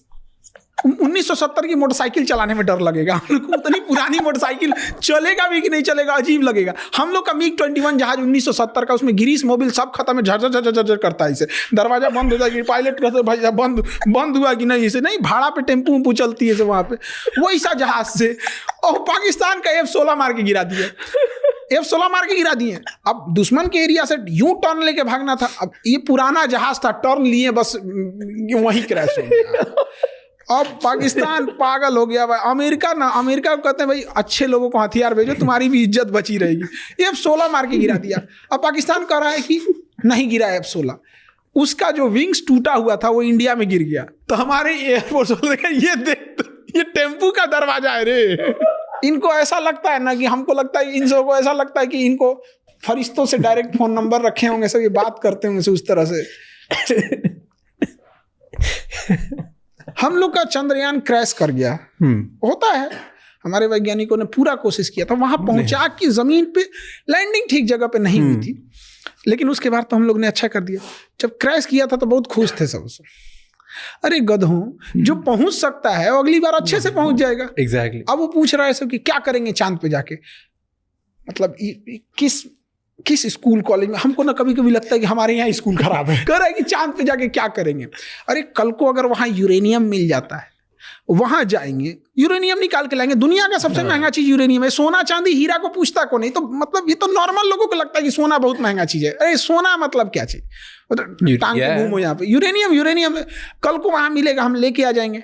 और जब तक इनकी टेक्नोलॉजी बनते बनते पूरा खदाड़ के लेके खत्म कर चुके रहेंगे। दो देश एक ही टाइम पे अलग हुए थे, एक ही हिस्से से अलग हुए थे, पाकिस्तान और इंडिया। दो ने डेढ़ बोलिए, डेढ़ आधा ही है। उसका आधा बांग्लादेश कट गया। वो आधा देश प्रगति क्यों नहीं कर पाया जब एक ही टाइम पे अलग था? उनमें दिक्कत क्या है? उन सबको ना अजीब दुनिया में जा रहा है सब उनको। उन लोग की दुनिया ही अलग है। हम लोग को ना बिल्डिंग चाहिए, फैक्ट्री चाहिए, हॉस्पिटल चाहिए। ये छोटा मोटा चीज उन सबको थोड़ी चाहिए। सीधे ताज होटल में आएंगे, बम चलाएंगे और उसका जन्नत में जाएंगे। अरे गधा कहीं का। ऊपर वाले को सबसे ज्यादा अगर किसी ने बदनाम किया तो पाकिस्तान वालों ने बदनाम किया। कोई इंसान मेरा नाम लेके किसी को 2 तमाचा मार दे, खान सर की जय, खान सर की जय, 2 तमाचा मार दे, हम फंस जाएंगे। ये अपने खुदा का नाम लेके बम चलाते हैं। यार फंसा किसको रहे हो?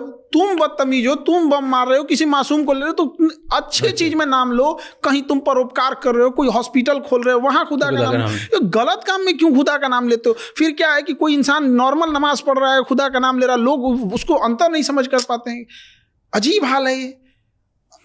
कहीं 50 एम्बुलेंस डोनेट कर रहे हो, तुम नाम लो अपने भगवान का, लो अपने खुदा का, लो सबको अच्छा काम में लो।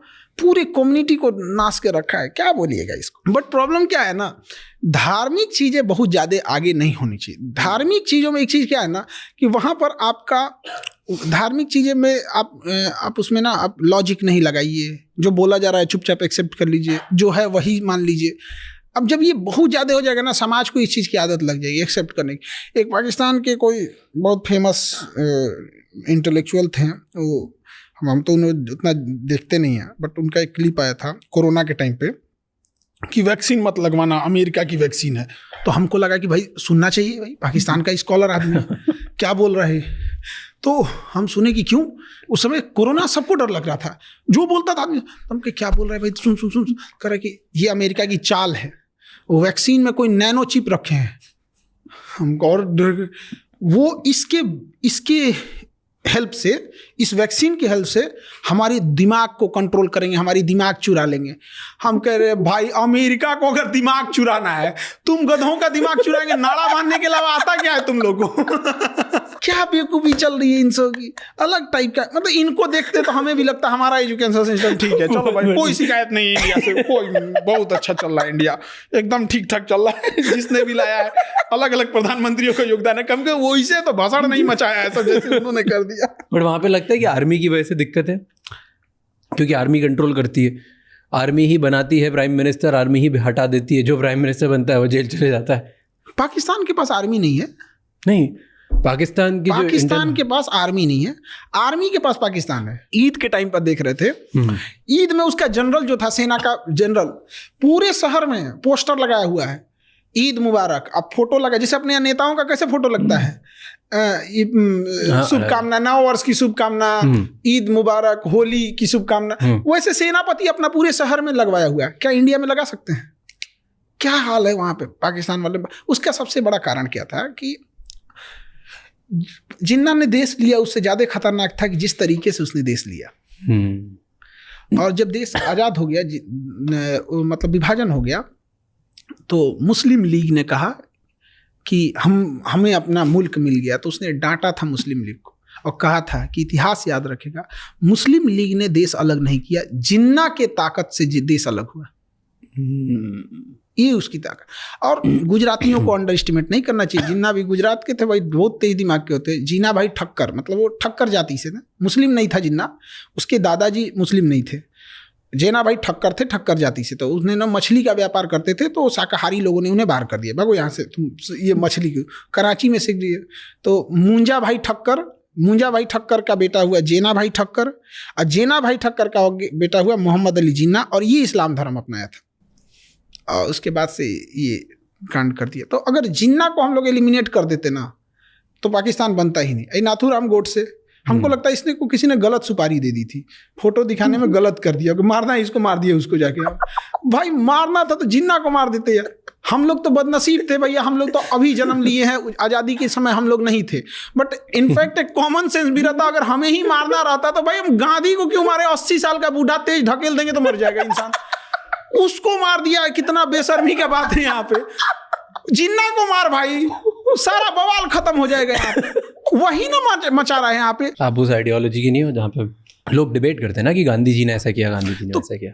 कहाँ कौन से प्रस्ताव में गांधी ने लाया? देश का विभाजन हुआ, CR फॉर्मूला, चक्रवर्ती राजगोपालाचारी लास्ट में थे, सरदार पटेल ने भी सहमति उस समय थी, जवाहरलाल नेहरू की भी सहमति थी, सबकी थी। कारण क्या था? जिन्ना था। सिंपल सा कारण उसका जिन्ना था। जब जिन्ना को लग गया और 1945 में शिमला सम्मेलन हुआ, उसमें जिन्ना की बात ही नहीं मानी गई 1945 में, और वहाँ कांग्रेस में बोला गया तो इसने मोहम्मद अबुल कलाम आज़ाद गए वहाँ पे। तो 1945 में शिमला सम्मेलन में जिन्ना को लग गया कि ये लोग ना आज़ादी देने वाले हैं ना देश का विभाजन करने वाले हैं, ये लोग बस आज़ादी दे के चले जाएंगे। तो जिन्ना ने उसके एक साल बाद 16 अगस्त 1946 को ओपन बोला था, डायरेक्ट एक्शन प्लान, दंगा फैला दिया, हर घर में दंगा, हर शहर में होने लगा, हर शहर में होने लगा। जिन्ना को मारो, खत्म कहानी। एक सिंपल सी बात बताते हैं, जिन्ना को मार देते तो कौन इंसान आता आज़ादी की मांग करने के लिए? कौन था? कोई नहीं। जिन्ना को पूछता कौन है? विप्रो कंपनी के मालिक है ना अजीम प्रेम जी, विप्रो उन्हीं की है। अजीम प्रेम जी के पिताजी थे मोहम्मद प्रेम जी, उनको जिन्ना ने ऑफर दिया कि आप क्या कर रहे हैं वो हिंदुस्तान में, ये आपका मुल्क है पाकिस्तान, यहाँ आइए हम आपको वित्त मंत्री बना देते हैं। हम फोन काट दिए, रख देश बनाया यहाँ पर।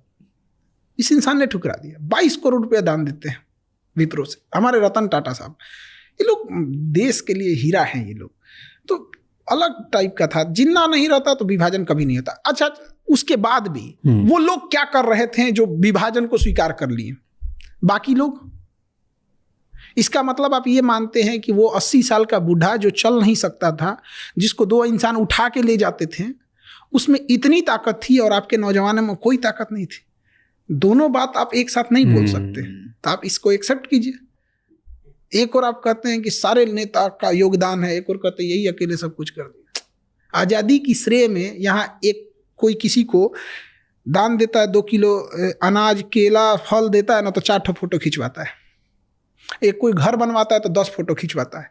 इंडिया मैच जीत जाती है तो लोग फोटो खिंचवाने के लिए लाइन लग जाती है।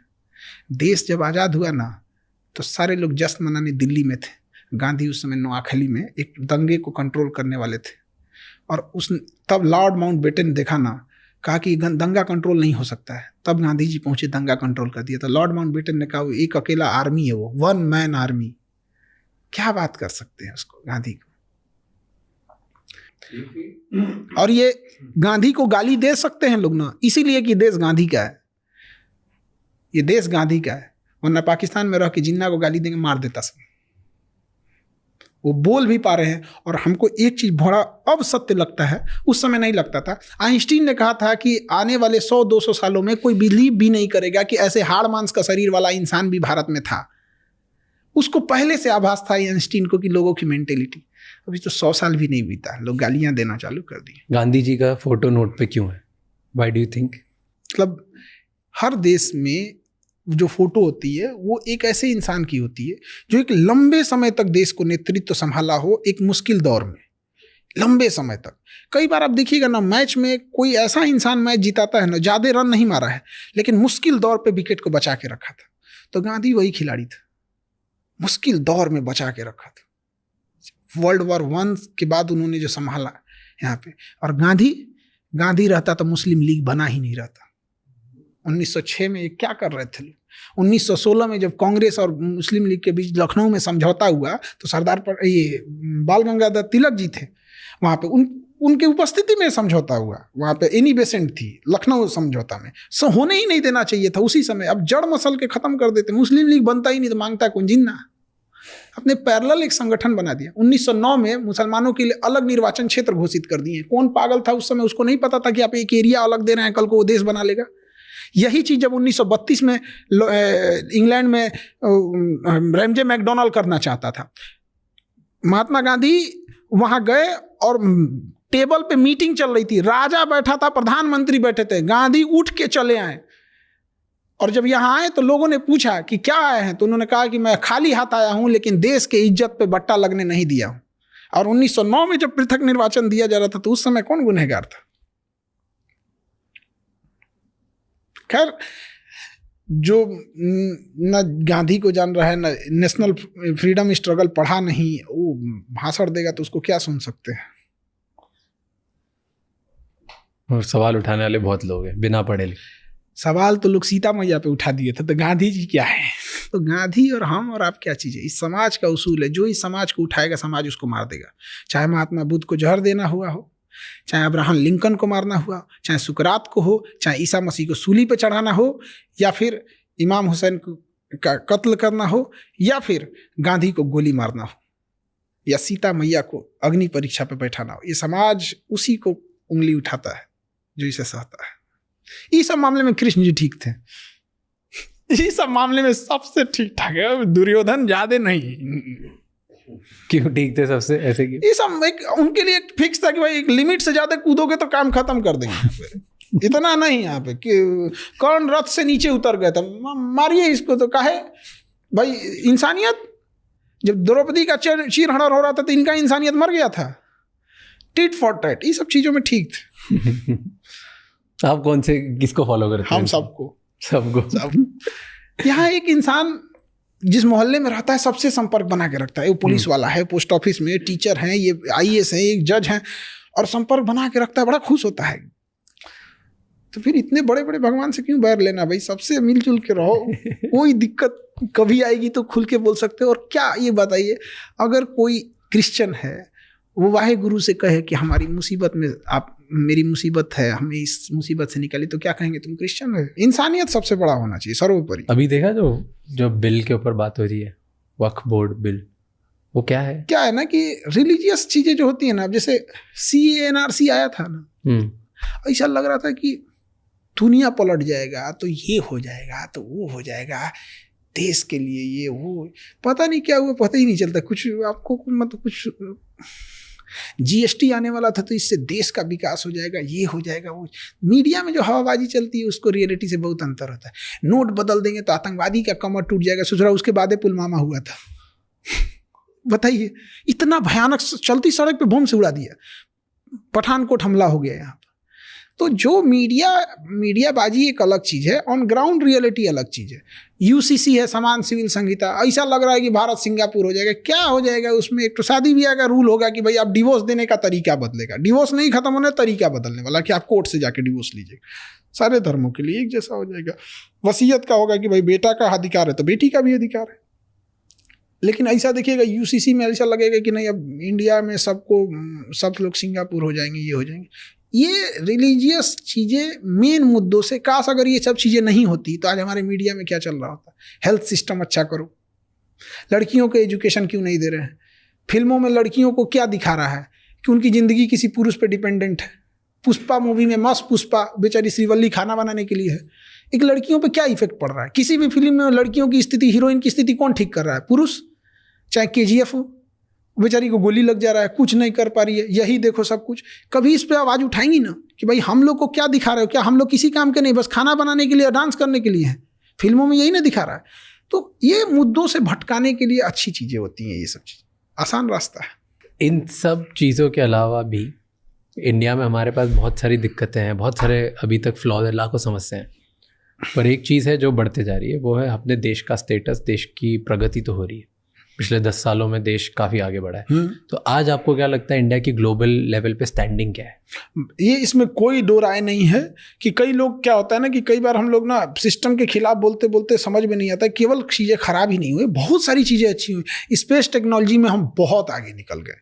बहुत, मतलब वैसे अगर सब सेक्टर में मिसाइल टेक्नोलॉजी में हम बहुत आगे हैं, एयरक्राफ्ट में चौपट हो गए यहाँ पे, लेकिन उसी तरह से हम देखेंगे ग्लोबली हम बहुत पावरफुल हो गए। यूरोप में, अमेरिका में अब हम आंख में आंख मिला के देखते हैं, बट पड़ोस में हम लोग गड़बड़ हो गए। इसका उल्टा अटल बिहारी वाजपेयी के टाइम पे हम पड़ोस में ताकतवर थे, घूस के मारे थे कारगिल में, चिल्लाते रह गए थे अमेरिका। तो कई बार क्या होता है ना कि हम जब दूर फोकस करते हैं तो प्रॉब्लम यह है पास वाली नहीं दिखती है, पास फोकस करो तो दूर वाली नहीं दिखती है। इसके लिए क्या होना चाहिए, आपके बहुत सारे ऐसे ताकतवर होने चाहिए कि जब आप दूर देख रहे हैं तो आपका सहयोगी पास में देखे। तो इकोनॉमिकल उस तरह नहीं है, लेकिन नो डाउट फॉरेन पॉलिसी में बहुत सुधार हुआ है, बहुत। लेकिन ये जो छोटकन देश में है समझो, जैसे श्रीलंका हो गया, बांग्लादेश हो गया, ये बांग्लादेश है ना, हमारा चिकन नेक पतला है। अरे भाई साहब 20 किलोमीटर बस भारत को बढ़ने की जरूरत है। 20 किलोमीटर अगर त्रिपुरा को नीचे आइएगा ना तो त्रिपुरा समुद्र से जुड़ जाएगा, काम खत्म, 7 सिस्टर को बंदरगाह मिल गया। 20 किलोमीटर बांग्लादेश से नहीं बढ़ सकते हैं तो क्या बढ़ सकते हैं, ऑप्शन है हमारे पास, सरकार नहीं है, बढ़ गए, वापस देंगे जब सरकार आएगी तब। वापस कब, शेख हसीना आ गई तो वैसे भी पॉजिटिव हो गया, नहीं आए तो भी पॉजिटिव हो गया। कुल पंचायती कलम खूंटा हुए गड़ब 20 किलोमीटर घुस जाए श्रीलंका, काम खत्म। वो श्रीलंका कह रहे हैं, त्रिपुरा का हो गया, कॉक्स बाजार सब हम लोग का हो जाएगा। अब उसके बाद बांग्लादेश चिल्लाएगा, फिर समझौता कराएंगे, उस पर लिखो तभी देंगे जब तुम हमारे किसी शत्रु देश को या किसी विदेशी देश को यहाँ नौसेना का अड्डा नहीं दोगे तब। ऐसे छोड़ देंगे तो कुछ भी कर देगा। जाके मोहम्मद यूनुस बोलता है चाइना में कि नॉर्थ ईस्ट के पास अपना समुंदर नहीं है। अरे बाप रे बाप, काश ये धार्मिक मुद्दे भारत में नहीं होते ना। आज चिकन नेक जो 26 किलोमीटर हम कर रहे हैं उसमें क्या जाता है, उसको 50 किलोमीटर घुस जाए बांग्लादेश में। चाइना कैसे गया तिब्बत लेके, सद्दाम हुसैन पे कैसे अमेरिका ने हमला कर दिया, अफगानिस्तान में क्या किया, पुतिन ने क्या किया, चेकोस्लोवाकिया कहाँ गया। और हम करते हैं, भारत की शुरू से कभी फिलॉसफी नहीं रही है दूसरी जगह जाके। दूसरा देश बांग्लादेश मेरा है, दूसरा कहाँ है। फिलॉसफी को ये क्या मतलब बनता है, हम अपनी फिलॉसफी भूल गए हैं। हमारा है बांग्लादेश, पूरा भी ले लें तो अपमान, कोई अपराध नहीं होगा। ये बात तो हम लोग मंदिर मस्जिद में कह सकते हैं, कसम खा के कह सकते हैं। हमारा जमीन है, हमारा पर्स गिर गया है, हमारी बस आगे निकल गई तो लौट के आके हम नहीं उठाएंगे क्या कि हमारी फिलॉसफी हम नहीं उठा, बांग्ला मेरा है, अधिकार बनता है हमारा। था, अब तो एक स्वतंत्र देश है, वो अलग है। अब थोड़ी अब अलग, पहले कर सकते थे। दादा हैं हम लोग बांग्लादेश के, बाप हैं पाकिस्तान के। तो दादा बूढ़ा हो जाता है तो क्या अपना हक खो देता है। सब चलता है इंटरनेशनल रिलेशन में, कोई मायने नहीं, सब चलता है यहाँ पे। अगर राजा लड़ना छोड़ देना, राजा का पतन हो जाता है। अशोक सम्राट कलिंग की लड़ाई में के बाद उसने लड़ना छोड़ दिया। जो हम जिस बिहार से आ रहे हैं ना, उसका नाम मगध था। वो म्यांमार से शुरू होता था, तुर्की तक जाता था। ये बीच में पाकिस्तान, अफगानिस्तान, ईरान, तुर्की से अर्दोगान कूद रहा है। सब ये सब हम लोग के अंडर में कहीं कोई ठेकेदार उकतार होगा। सब पुल बना रहे तुम यहाँ पे, रास्ता बना, अशोक आने वाला है यहाँ पे, माला वाला छिड़कना यहाँ पे। चंद्रगुप्त मौर्य हमारे यहाँ का राजा था, हमारी कोचिंग के बगल में उसका घर था, कुम्हरार एक जगह है, वहीं रहता था वो। पाकिस्तान और अफगानिस्तान का उस समय नाम एरिया, अराकोसिया, जेड्रोसिया और पेरिस पेमियाई था। उसको पाकिस्तान और अफगानिस्तान को दहेज में दिया था चंद्रगुप्त मौर्य। लेकिन हुआ क्या, उसका पोता यानी चंद्रगुप्त मौर्य बिंदुसार, उसके अशोक, लड़ना छोड़ दिया। वो मगध धीरे धीरे छोटा होते होते होते होते होते होते आज बिहार बचा है। जिस मगध यानी जिस बिहार के आगे सिकंदर लौट के गया था ना, जिस बिहार को कोई जीत नहीं सका था, मगध को ना, पूरे अखंड भारत को जिस पटना से संभाला जाता था ना, केवल उसके तलवार छोड़ने की वजह से आज पटना ना मजदूरों की राजधानी हो गई। पूरे बिहार से सबसे ज्यादा लेबर हमारे यहाँ आते। वही लड़ना नहीं छोड़ना चाहिए। अमेरिका पागल है जो $800 अरब अपने इकोनॉमी पे डिफेंस बजट पे खर्च कर रहा है।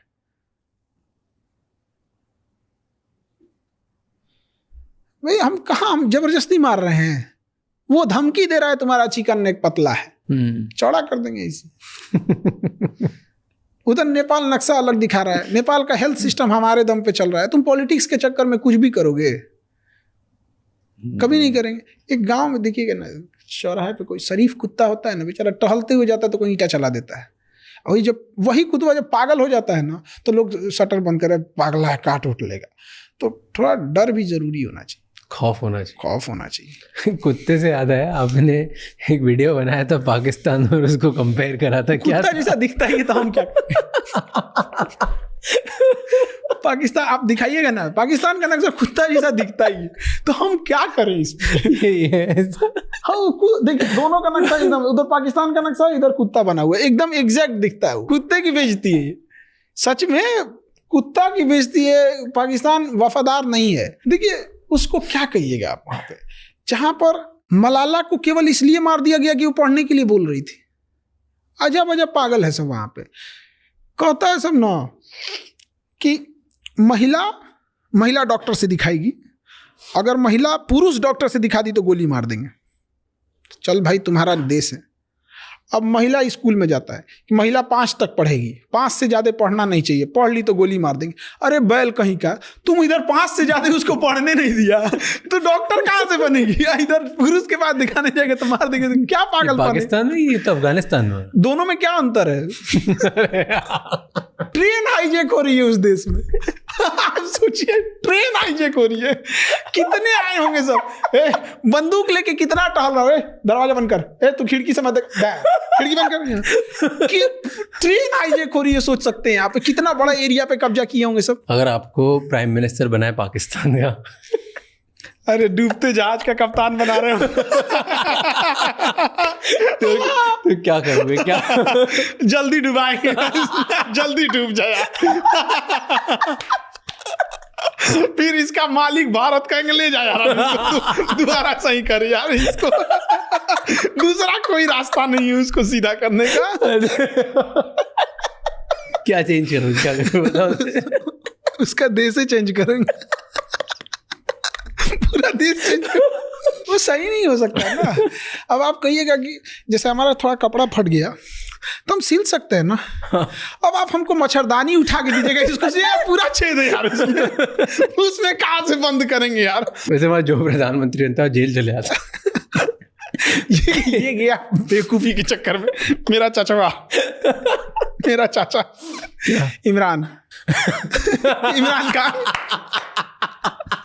इसको ना एक महिला मिली जिसको लोगों ने कहा कि बड़ा अच्छा इसका लक्षण है, मतलब इसके जो मतलब ये बड़ा ज्ञानी टाइप की है और एस्ट्रोलॉजिकल, इससे तुम शादी। 2 देश गया सब, इसमें 2 प्रधानमंत्री गया, श्रीलंका वाला भी गया था, ये भी गया था।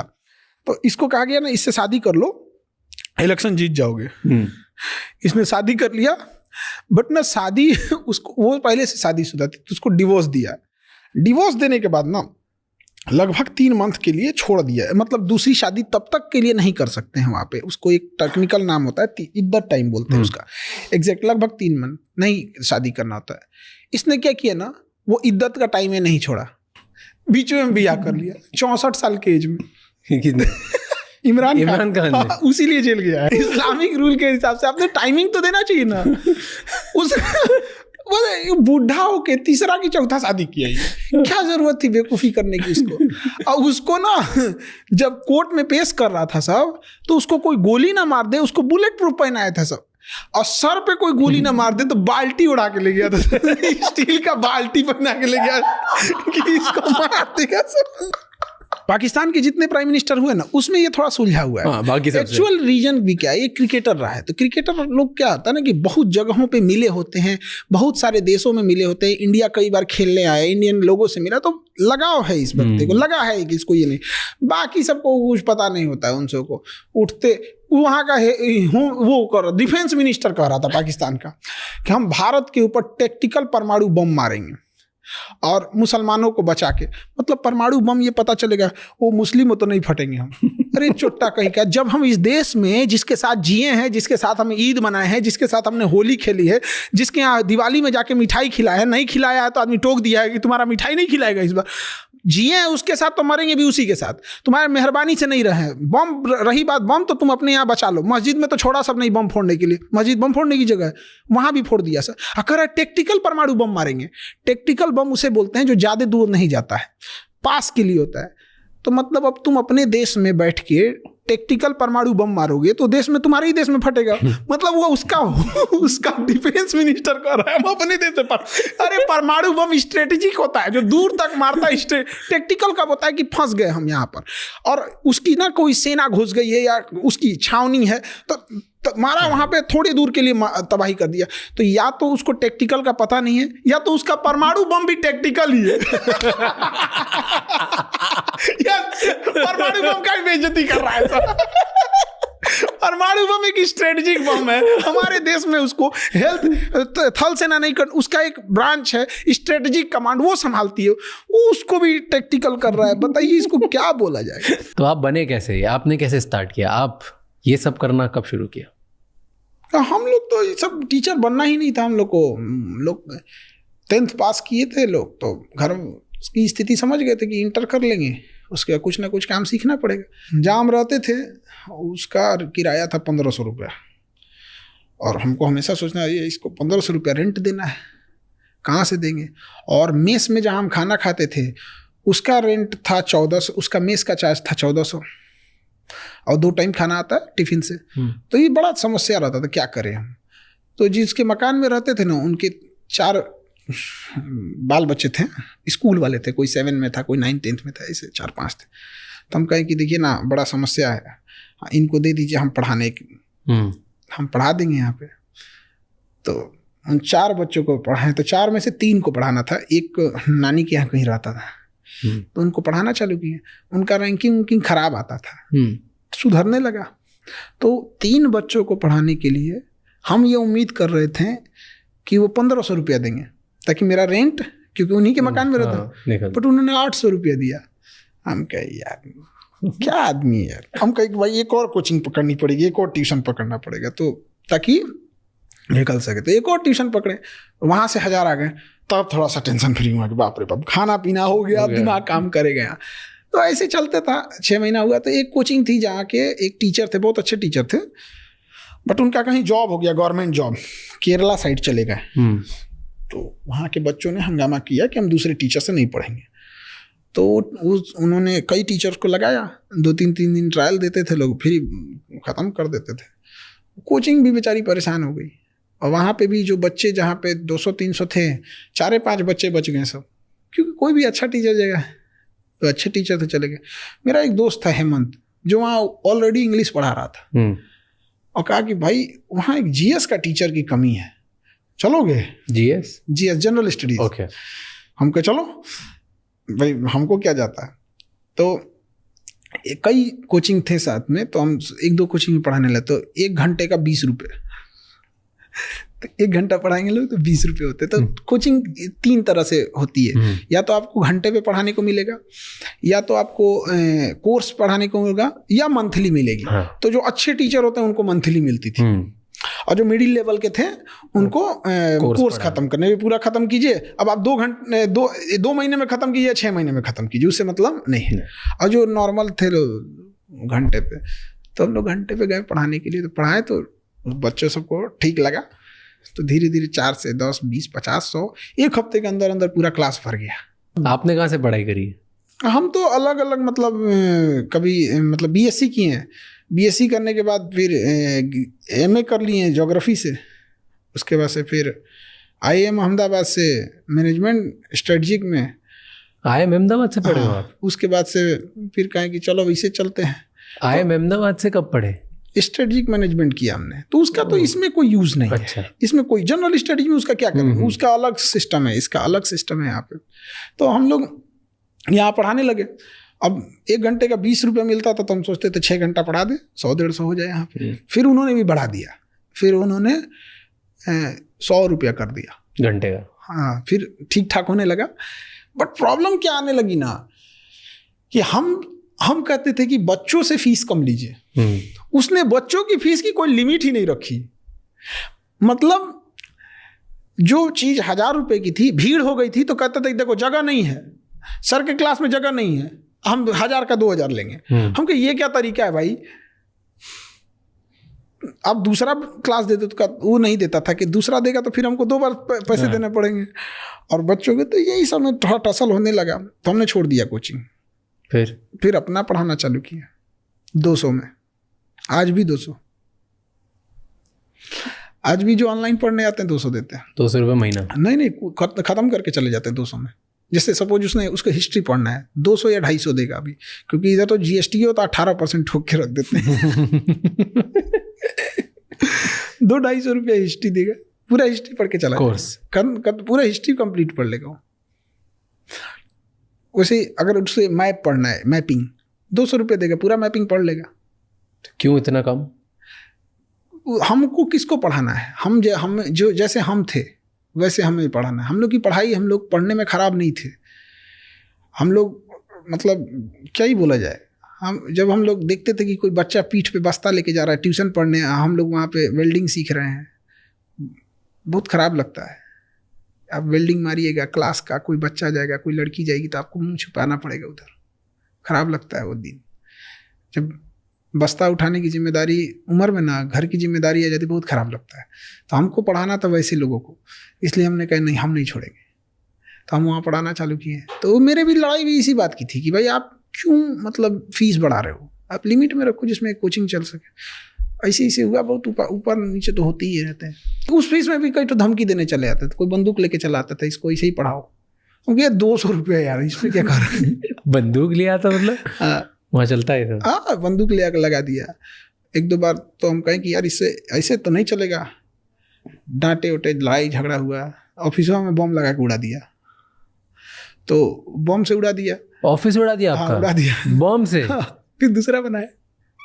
क्या बात कर रहे हो? तो बहुत झमेला किया सब यहाँ। तो इरिटेट होके हम छोड़ दिए, हमको से कि अब पटना नहीं रहेंगे। फिर से हम सोचते हैं कि अपना काम सीख के सऊदी चल जाते हैं। पर ये क्या तरीका है कि कोई आपको आके बंदूक दिखाता है, बम से उड़ा देता है, ये सब बहुत नॉर्मल है उधर?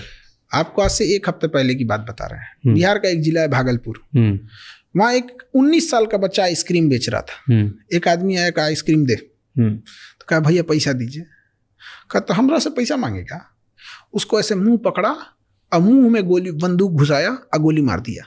19 साल का लड़का मर गया। गलती बस थी कि उसने आइसक्रीम का पैसा मांगा था।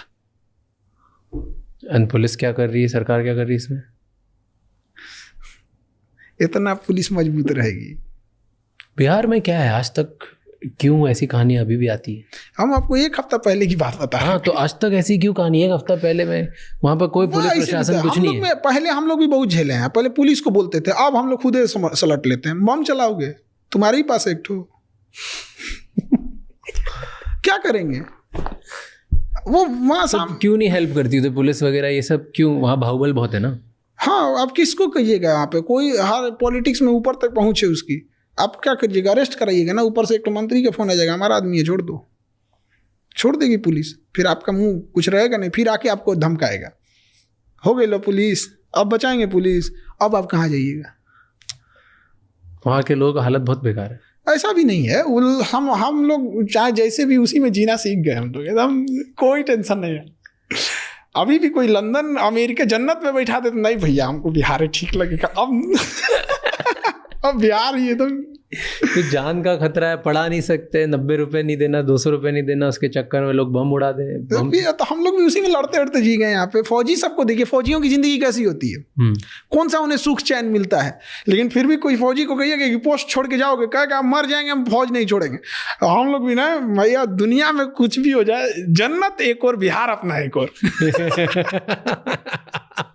बिहार से तो भैया मतलब वो मिट्टी नहीं हो, लगाव है वहाँ। जो जाता है ना, अगर गलती से कोई 6 महीना बिहार में रह गया ना, चाहे जहाँ का भी वहीं का बच जाएगा। तो सेफ फील होता है वहाँ पे? हाँ, अब तो सेफ, एकदम अच्छा से सेफ रहते हैं। कैसे सेफ फील होता है? कोई बंदूक लगा देता है, कोई बम से उड़ा देता है, डर नहीं लगता? एक लेवल तक ही रहता है, उसके बाद से तो बंदूक लगाओगे, कितना है तुम्हारे पास, अब डर नहीं लगता? क्यों?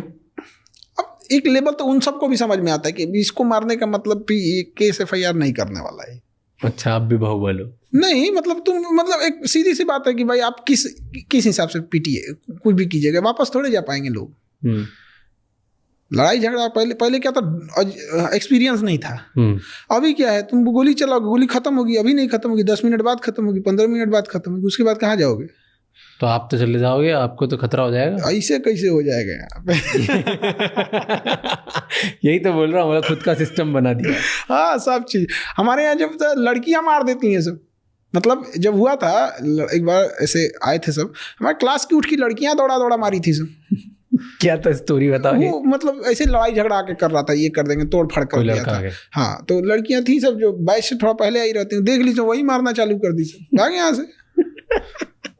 तो स्टूडेंट ही मारते हैं। हाँ, स्टूडेंट ही हमारे पास। वो ब्लैक कमांडो से ज़्यादा खतरनाक है वो एजुकेशन में, मतलब बहुत यूनिक है। इसी वजह से बिहार में जो प्रेम मिलेगा ना आपको, वो आपको देख के आप पागल हो जाएंगे, कहेंगे यार कैसे ये चीज़ है। तो हम लोग को थोड़ा सा सिस्टम की वजह से थोड़ा सा गड़बड़ी हो गई। जैसे सेना में आपको भी जाना था ना, फौजी बनना था। हमको तो फौजी ही बनना था, एजुकेशन में तो आना नहीं था। फिर हम लोग एग्ज़ाम दिए, फिर रिटेन हुआ, उसको पास करने के बाद से फिर ये एसएसबी में बुलाया जाता है, और उसके बाद से फिर मतलब मेडिकल वगैरह होता है। तो मेडिकल में हमको हाथ टेढ़ा वजह से साइड कर दिया है। बहुत टेंशन हुआ, क्योंकि फौज में हम लोग को देखिए होता क्या है ना, कि हम लोग जब जिस समय से आए थे तो हम लोग को लगा था कि फौज में जाके जल्दी सेटल भी हो जाएंगे, और घर वाले इतना तो पढ़ने का मौका नहीं देंगे। तो ऐसा लगता था यार बीटेक करेंगे लोग 4 साल फिर पढ़ना पड़ेगा, घर वाले कहाँ से लाएंगे। फौज में क्या है, घुस गए काम खत्म, टेंशन फ्री। तो नहीं बन पाया इंसान। तो फिर अब कभी सपना नहीं आता, कभी देख के लगता नहीं कि यार कभी तो होना था मेरे को फौजी। हम आज अगर मौका मिल जाए आज चले जाए, सब चीज़ छोड़ छाड़ के। क्यों ऐसे? दिल लगा चुड़ैल से तो परी किस काम। बचपन से ही सपना था कि नहीं? बचपन से ही एकदम। मेरा घर कॉलेज के सामने था, तो अक्सर जब भी कोई इलेक्शन होता था या कोई भी गवर्नमेंट का प्रोग्राम होता था, तो फौज जो आती थी, सीआरपीएफ या कभी मिलिट्री, तो उसी कॉलेज में कैंप करके रुकते थे लोग। तो वहाँ पे उनका खाना बनना, पूरी ट्रक का ट्रक आना, तो बड़ा वो हर 2-3 महीने पे कभी ना कभी कोई कैंप लग जाता था। कभी एनसीसी का कैंप लगता था तो पूरे आते। तो देखते देखते देखते वो आदत हो गई, वो ड्रेस, वो चीज़ें, सब चीज़ बड़ा अच्छा लगने लगा। बस बचपन से देख के अच्छा लगता था। और कोई भी चीज़ हम देखे रहते तो अमूमन उसी चीज़ से लगाव होता है। अब रेगिस्तान के आदमी को क्या लगेगा, समुंदर से लगाव होगा, देखा ही नहीं तो। कई फौजी को देख के जलन होती है कि यार ये वर्दी मेरे पास भी होनी चाहिए थी। अब हमारे स्टूडेंट होते हैं तो उनको हम मिठाई भी खिलाते हैं, फिर कहते हैं तुम जहाँ हो ना वहाँ हमें जाना था। अब हम जहाँ नहीं जा पाए वहाँ उनको ले जाते हैं। अभी एक नीरज नाम का लड़का था, उसका सिलेक्शन हो गया, वो एयरफोर्स में एनडीए से पायलट बन गया। हम कहे यार तू खुश नहीं है? तो क्या सर एकदम खुश हैं। टेंशन इस बात की है ना, ऐसा ना हो कि हमको राफेल मिल जाए, हमको चाहिए सुखोई। हम कहे यार तो एक तो लोगों का सिलेक्शन नहीं हो रहा है, तुम्हारा सिलेक्शन हो गया, अब तुम इस पे डिपेंड, क्योंकि ना एक बार जो जहाज अलॉट हो गई, जिसके आप एक्सपोर्ट हो गए, उसी को चलाएंगे एकदम, वो वही फ्लीट हो जाती है उनकी। तो इस टाइप तो अब थोड़ा सा लगता है कि भाई जिनका हम जहाँ जाना चाहते थे वहाँ, लेकिन खुशी होती है कि जब देखते हैं कि दाढ़ी आने से पहले उनके पास गाड़ी आ गई। वाह, तो ये अलग टाइप का लगता है। मैं एक स्टूडेंट था मुकेश नाम का, उसके भैया चाय बेचते हैं कलकत्ता में। उसका जब रिटेन निकल गया, प्री निकल गया, मेंस निकल गया, जब इंटरव्यू देना था ना, तो क्या बोलता है कि सर मेरे पास अच्छा कपड़ा नहीं है इंटरव्यू में पहनने के लिए, किसी का सूट वगैरह है तो दिला दीजिए ना। वो बच्चा जब अधिकारी बना, उसका अपना घर नहीं रहने के लिए, मिट्टी का घर है, और टेबल नहीं था पढ़ने के लिए ना, तो ऐसे बांस वगैरह जोड़ जाड़ के बनाया। आज वो अधिकारी है, और वो प्रधानमंत्री आवास योजना है ना, वो जिस पे साइन करेगा उसी को घर मिलेगा। हमको आज आके बोला, जानते हैं सर 300 घर बनवाए हम, जिसका अपना घर नहीं था। तो लगता है कि आदमी कमाया है। ये चीज़ें बड़ा अच्छी लगती है। हकीकत मायने में हमको पढ़ाने में कोई इंटरेस्ट नहीं है, लेकिन पढ़ाते बस हम इसीलिए हैं कि जो गरीब बच्चा है वो पढ़ सके। दूसरा, जो कमज़ोर बच्चे, उन्हें ये ना लगने लगे कि वजह वो नहीं पढ़ सकते, उन्हें हम एक हिम्मत देना था। आज भी जो बैक बेंचर होता है ना, इंडिया के किसी बैक बेंचर से हम यही कहते हैं, उसको एक आखिरी उम्मीद रहता है, खान सर है तो हमको क्या टेंशन। हम बैक बेंचर जो बैठे रहते हैं उनको एकदम टेंशन नहीं, उनको लगता है कि उनका ब्रांड एम्बेसडर है। हमारे आज भी हैंडीकेप को पैसा नहीं लगता है। कोई हैंडीकेप आ जाए पढ़ ले, उसका कोई पैसा नहीं लगता है अभी भी। और पैसे मतलब इतना मिनिमम फीस रख दिए हैं कि अब तो किसी को कहना ही नहीं पड़ता है कि मतलब फीस कम कर दीजिए। अब जहाँ 2 लाख रुपया लगता था नीट और जेई का, वहाँ हम लोग ऑनलाइन उसको 2-3 हज़ार में दे देते हैं, और ऑफलाइन आके पढ़ना रहता है तो उसको मान के चले मंथ का 2,000-2,500 लगेगा। तो जहाँ 2 लाख वहाँ से इतना, तो बहुत का डिफरेंस आ जाता है। और उसका एक रीजन भी है उतना भी फीस रखने का, कि रेंट इतना महंगा है, बिजली इतनी महंगी है, कोचिंग माफिया है। तो जो फीस, देखिए चिल्लाने से तो नहीं होगा, जो फीस ज़्यादा ले रहा है। माफिया मतलब क्या? जिससे लोगों को परेशानी हो। महात्मा मतलब क्या? जिससे कोई परेशानी हो। तो परेशानी का कारण क्या है? आप उससे मनमाना फीस ले रहे हो। एक और उससे का आप रूल बना दो, इससे ज्यादा फीस नहीं ले सकते। तो आपको परेशान नहीं करते कि आप तो बाप रे, बड़ी वही जब कोचिंग माफिया सब क्या करेगा सब ना, किसी किसी को खड़ा करके कुछ से कुछ बोलने को बोलेगा सर कि बोलो खान सर के बारे में कुछ से कुछ, तो बोलते रहते हैं ऐसे, तो बच्चों को कोई फर्क नहीं पड़ता, उल्टे सुना देता है ऐसे 4 ठो, पैसा लेके आता है ऐसा, कुछ पैसा लेके कुछ, तो हर जगह ऐसे चलते रहता है, इसमें कोई वो चीज। बच्चे प्लांट करते हैं आपके इधर? तो वो बच्चे कुछ बच्चे को भेजते हैं लोग जाकर डिस्टर्ब करो, आता है पढ़ता है, कहता है कि सर अच्छा लग रहा है, अब यहीं पढ़ेंगे। एक बच्चा आया था हमसे यूपीएससी वाले क्लास में, कह रहा है सर हमको कोचिंग वाला, अब नाम नहीं लेंगे कि एक होता है प्रोटोकॉल, तो उनकी फीस थी 2 लाख रुपए, तो 3-4 बच्चे आए थे। उनका कहना था कि इनका जब यूपीएससी का क्लास चलेगा ना तो उसमें खड़े होकर तुम डिस्टर्ब करना, कुछ से कुछ क्वेश्चन पूछना, और उनको प्लांट किया गया और उन्होंने हमारे यहाँ एडमिशन कराया उस बच्चे का, और पूरी प्रॉपर आई कार्ड वगैरह एडमिशन करा के बना।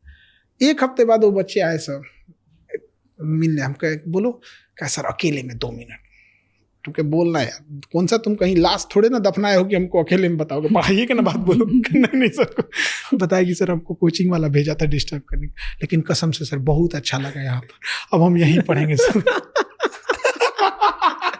आवाज बस इस चीज को उठना चाहिए कि कोचिंग की फीस एक लिमिट में होनी चाहिए, आप इससे ज्यादा नहीं ले जा सकते, और जो कम लेते हैं उन पे टैक्स वगैरह में थोड़ी सहूलियत देनी चाहिए। अब एक बात बताइए, जब लॉकडाउन लगा था देश के पास पैसे नहीं था, पहली बार हुआ था, आपको बिलीव कीजिएगा कि हमने जो पहला बैच लाया था पूरे कोर्स का 11 रुपए का था, कल्पना नहीं कर सकते कोई 11 रुपए का।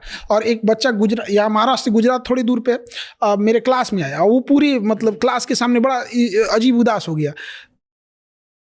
11 रुपये में पढ़ा था, उसके कंधे पे 2 स्टार लगे हैं, अभी बिहार पुलिस में इंस्पेक्टर हैं, एसआई है वहाँ पे। वो गुजरात में 12,000 रुपया पे 12,000 रुपये, उसी में उसको रहना भी है खाना भी है, कहता था 6-7 हज़ार रुपये बचता था। पेंट करता था पेंट, और ना मोबाइल उसका नहीं था ना, तो उसने दोस्त के मोबाइल से बैच खरीदा था 11 रुपये में। उसके मोबाइल नहीं था, 11 रुपये तो महंगा नहीं है, बट वो वाला मोबाइल था कीपैड वाला, तो उसमें क्लासेस नहीं चलते थे, तो उसके मोबाइल में वो चलता था। अब वो क्या है, वो उसका जो दोस्त था वो गाना सुनता था, तो जब वो सो जाता था तो उसके मोबाइल से पढ़ता था 11 रुपये में पढ़ के। और वही कहा कि सर आप लोग नहीं रहते ना तो हम लोग का गरीब का हिम्मतें टूट जाता, और उस पर हम लोग 18% GST दिए 11 रुपये में। आज आप इतने बच्चों को पढ़ाते हो, सबसे बड़े चैलेंजेस क्या दिखते हैं आपको स्टूडेंट्स के? अलग अलग तरीके के क्या चैलेंजेस होते हैं? 2 बड़े चैलेंजेस ये देखते हैं ना कि जो बच्चे आ रहे होते हैं ना, वो ग्रेजुएशन तो कर लिए हैं बट स्टैंडर्ड ग्रेजुएशन का नहीं है। अब प्रॉब्लम ये आती है कि आप ग्रेजुएशन के एग्ज़ाम देने आए हो, आपका स्टैंडर्ड ही नहीं है वहाँ पे। ये वैसे ही है कि जैसे हमें कोई ज़मीन का टुकड़ा दे दिया गया यहाँ मकान बनाने के लिए, बट वो ज़मीन नहीं है, तालाब है, तो हमें तो कुछ टाइम यही लग जाएगा उसको बराबर करने में, तब ना भैया बनाएंगे उसको। एक ये खराबी है।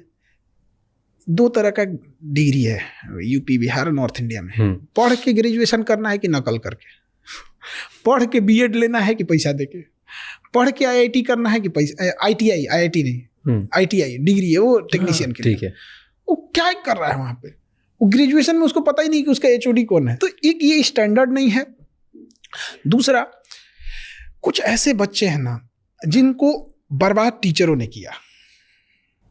टीचर मतलब इन द सेंस क्या है, बर्बाद कैसे किया कि टीचर की संख्या कम है, स्टूडेंट हमेशा ज़्यादा होते हैं। टीचरों ने मिल के कहा स्टूडेंट्स अपना लेवल उठाओ ताकि पढ़ाई समझ में आ जाए।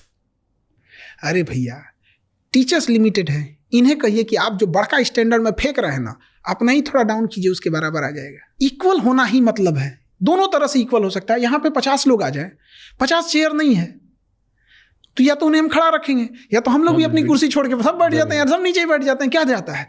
तो एक ये बर्बाद कर दिया वहाँ पे। और उसके बाद और भयानक क्या लगता है, उसी क्लास में 2 बच्चे बैठे होते हैं जिनका एक स्टैंडर्ड नीचे, एक का स्टैंडर्ड हाई है। एक हाई वाला क्वेश्चन पूछेगा ऐसा कि बेचारा पूरा पीछे वाला दहल जाएंगे, तो इतना हैवी कैसे पूछ दिया। इसलिए सबको डांट के रखते हैं, एकदम शांति से रहो, हम बताएंगे। हम लो लेवल से लेके हाई लेवल तक चले जाएंगे। और हमें सबसे ज़्यादा खुशी कब होती है ना, सबसे ज़्यादा खुशी एक बच्चा जब उसको पढ़ने में कुछ समझ में नहीं आता है। जैसे अभी हम जस्ट फिजिक्स पढ़ा रहे थे तो एक चैप्टर खत्म किए, फिजिक्स में सबसे ज़्यादा टफ लगता है बच्चों को तो ऑप्टिक्स लाइट चैप्टर, और वो बच्चे एकदम सामने से रहते हैं। और जब खत्म हुआ चैप्टर ना, तो जो बच्चे जिनको कभी नहीं समझ में आया था न्यूमेरिकल बनाना, ये सब चीज़ें नहीं, और जब चैप्टर खत्म होने के बाद उनके ऊपर खुशी देखते हैं, और जब वो क्लास से निकलते हैं, जो आगे बैठे रहते हैं, जो अपने आप को तेज बनते हैं, उनको देख के तिरछा मुस्कुराते हैं ऐसे ना, तब लगता है यार भाई साहब क्या, मतलब वो दिल से फीलिंग आती है कि ये हो गया बराबरी। अब रेस लगाइए। इंडिया में रोजगार बोलते हैं कि बहुत है, लेकिन वो 2-4 हज़ार 5 हज़ार का बहुत है, 50 हज़ार वालों के लिए बहुत कम होता है। तो आज बच्चा क्या करे जिससे वो अपने आप को इतना स्किल कर सकता है, जिससे वो पैसे कमा सकता है, आगे बढ़ सकता है? क्या करना चाहिए उसे? देखिए, स्किल अलग अलग लेवल का, जहाँ पे उसको, जैसे हम स्किल कब सीखने को बोलते हैं, जब उसको हम नौकरी की तलाश में आ जाता है, जब बर्डन हो जाता है घर की जिम्मे, तब निकलता है। मतलब आप समझिए किसी को आप तालाब में फेंक दिए, उसके बाद पूछ रहे हैं तैरना नहीं जानते हो, मरेगा वो तो। आखिर उस इंसान को कमाना है, कहीं ना कहीं अपने पैरों पे खड़ा होना है, तो उसको टेंथ से ही कुछ चीज़ें, इंटरमीडिएट से ही कुछ सिखाते चलिए ताकि ग्रेजुएशन खत्म होते होते वो उस लेवल तक हो सके, कम से कम अपना निकाल सके, फिर आगे बढ़े गया। हम लोग कब करते हैं? जब ग्रेजुएशन खत्म हो जाता है तब। आज की तारीख में कौन सी 3 स्किल लगती है आपको जो बच्चों को सीखनी चाहिए जिससे करियर सिक्योर होगा? अभी जैसे डिजिटल में बहुत सारी चीज़ें आ गई हैं, AI है फिलहाल में, इसका कोई फिक्स नहीं रहता कि कल को इससे ज़्यादा कुछ आ जाएगा, कहीं पे भी कोई काम कर सकते हैं। जैसे एक सिंपल सी बात करते हैं कि अगर कोई नॉर्मल BSc कर रहा है और एक कोई नर्सिंग के साथ BSc कर रहा है, नर्सिंग वाले के लिए टेंशन नहीं है, वो भी कहलाएगा BSc, वो भी कहलाएगा BSc, बट नॉर्मल BSc वाला सड़क पे आ जाएगा, फिर उसे कोई कंपटीशन निकालना पड़ेगा। और जो BSc नर्सिंग कर रहा है उसको फट से, अभी उसकी नर्सिंग कंप्लीट भी नहीं होगी ना, लास्ट ईयर में इंटर्न पे रख लेंगे, सो कहीं ना कहीं हेल्पिंग स्टार्टिंग, मतलब उसको पूरी कंप्लीट होने से पहले ही रख लेंगे। फिर वो ना स्टार्टिंग में ही अगर 2 साल भी कंप्लीट कर लिया ना, तो अपना हॉस्टल और मेस का खर्चा निकाल लेगा, धीरे धीरे कोई हॉस्पिटल पकड़ लेगा। बट प्रॉब्लम कहाँ आती है? नर्सिंग की फीस कितनी है? 7-8 लाख। और एक्चुअल में ये फीस 7-8 लाख रहती तो समझ में आ देती, उसकी 7-8 लाख रुपए फीस नहीं है, सरकार छूट दे दिया है, जितना लेना है ले लो आप। क्यों? क्योंकि नर्सिंग कॉलेजेस कम है। क्या मरीज कम है? नहीं। अब फ्यूचर में अब इतना बड़ा काम कर लिया आपने, इतने लोगों को पढ़ा रहे हो, अब क्या करोगे आगे? देखिए, हम तो पढ़ा रहे हैं मजबूरी में, क्योंकि गरीब पढ़ सके और हिम्मत हो सके। मेरा इंटरेस्ट इसमें नहीं है, इंटरेस्ट मेरा फौज में था। इच्छा क्या है हमारी कि हम वो भारत देखना चाहते हैं ना, कि जहाँ पुराने से धोती कुर्ता में पहना हुआ एक किसान शीशे का दरवाजा खोल के कहे कि ये 4 व्हीलर कितने का है। एक पहचान होनी चाहिए कि ये बड़का गड़िया किसान लेके घूमता है। आज कैसे है कि नेता सब फॉर्च्यूनर लेके घूम रहा है, लैंड रोवर लेके घूम रहा है, उसे किसानों की एक पहचान होनी चाहिए, बैलगाड़ी से हटना चाहिए उनको। कैसे होगा? एक किसानों के पास उन्नत किस्म की फसल नहीं है, उनके पास बीज नहीं है हाई यील्ड वेराइटी का, वो उनको प्रोवाइड कराइए। जब वो फसल बोते हैं तो उन पे कीट का अटैक हो जाता है, उनकी 50% फसल खराब हो जाती है, उनके पास कोई टेक्नोलॉजी नहीं है। ल्योर टेक्नोलॉजी उनको भेजिए वहाँ पे। वो क्या होता है, एक बड़ा सुगंध होता है उससे, वो ना मेल को अपनी ओर अट्रैक्ट करता है। उसकी वो दवा होती है, उसकी सुगंध फीमेल कीट की तरह होती है, तो उसको ना सारे मेल उसी को समझ के ना आ जाते हैं सब एक पास, और उसको एक बड़े से प्लेट में ऐसे रख दीजिए, उसमें हल्का सा केमिकल डाल के, उस पर जैसे बैठेगा डूब जाएगा, पानी में डूब जाएगा वो। या फिर एक स्टिकी पेपर ले लीजिए, उसी पे उस दवा को चिपका दीजिए, उसको लगेगा फीमेल है, सारे मेल आ जाएंगे। तो ऐसे क्या है ना कि आपको कम खर्च करना पड़ेगा, क्योंकि जब आप कीट को मेल को भी मारेंगे फीमेल को भी मारेंगे तो डबल मेहनत है। और ल्योर की मदद से केवल आके मेल मरेगा, जहाँ मेल मरेगा उनका रिप्रोडक्शन साइकिल रुक जाएगा। जब रिप्रोडक्शन साइकिल रुक जाएगा तो फिर धीरे धीरे कंट्रोल हो जाएगा। ये उनके पास है ही नहीं। गवर्नमेंट सोई हुई है, अगर उसकी फसल हो गई और वो जब बेचने जाएगा ना सब्जी फल, तो समाज में गिद्ध बैठे हैं सब, उस किसान को देखते हैं आराम से, रुक शाम हो जाने दे, शाम हो जाने दे, तुम 20 रुपया में ना बेच रहा है, तुम 10 रुपया में नहीं बेच के जाएगा तो तुम बताना। इतना अफसोस लगता है ना, क्योंकि वापस लाएगा तो उसको 10 रुपया भी नहीं मिलेगा। क्या गांव में एक कोल्ड स्टोर नहीं हो सकता है? तो आप क्या कर रहे हो इसके लिए? अभी हम इसमें, हम कोई काम करने से पहले बड़ी गहन अध्ययन करना पड़ता है। तो यही करना है तो हमको एक चीज़ देखना है, जैसे आज स्टूडेंट के लिए तो जिंदगी भर करते रहेंगे, इनके लिए नो डाउट।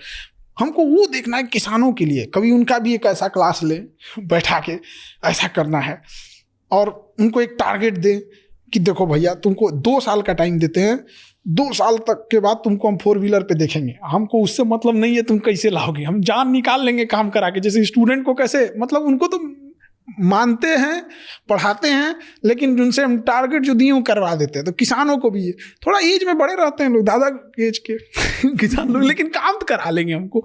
तो हम अभी इसी चीज़ों पे करना है कि भाई कैसे हो गया। तो क्लास स्टार्ट करोगे किसानों के लिए? यही सोचते हैं, लेकिन उनके लिए एरिया बड़ा चाहिए क्योंकि आप प्रैक्टिकल उसको तो दिखा नहीं सकते।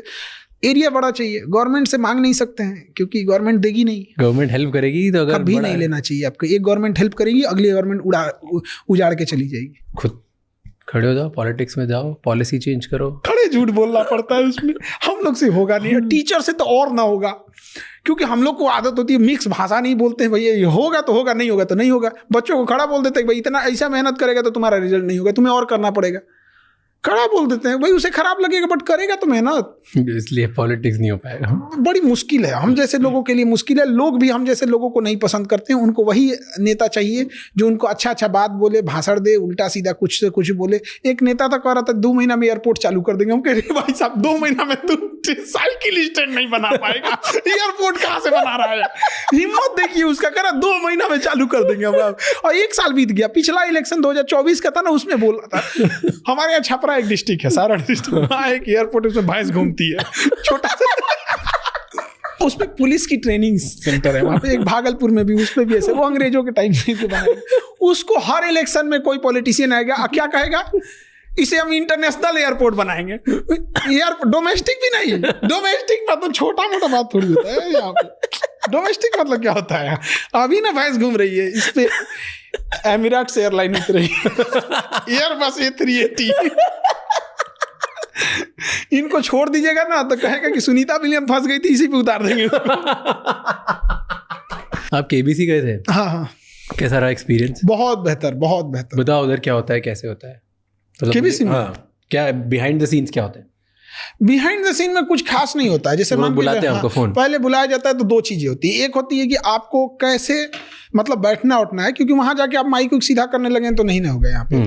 और वो बताया जाता है कि क्वेश्चन को सुनने देना है, पहले पूरा प्रॉपर क्वेश्चन सुन लीजिएगा। वो हिंदी में भी बोलेंगे, इंग्लिश में भी बोलेंगे, तो वहां पर प्रॉपर आपको बता दिया जाता है कि इंग्लिश हिंदी दोनों में आपको क्वेश्चन क्या पूछेंगे ये किसी को नहीं पता होता है।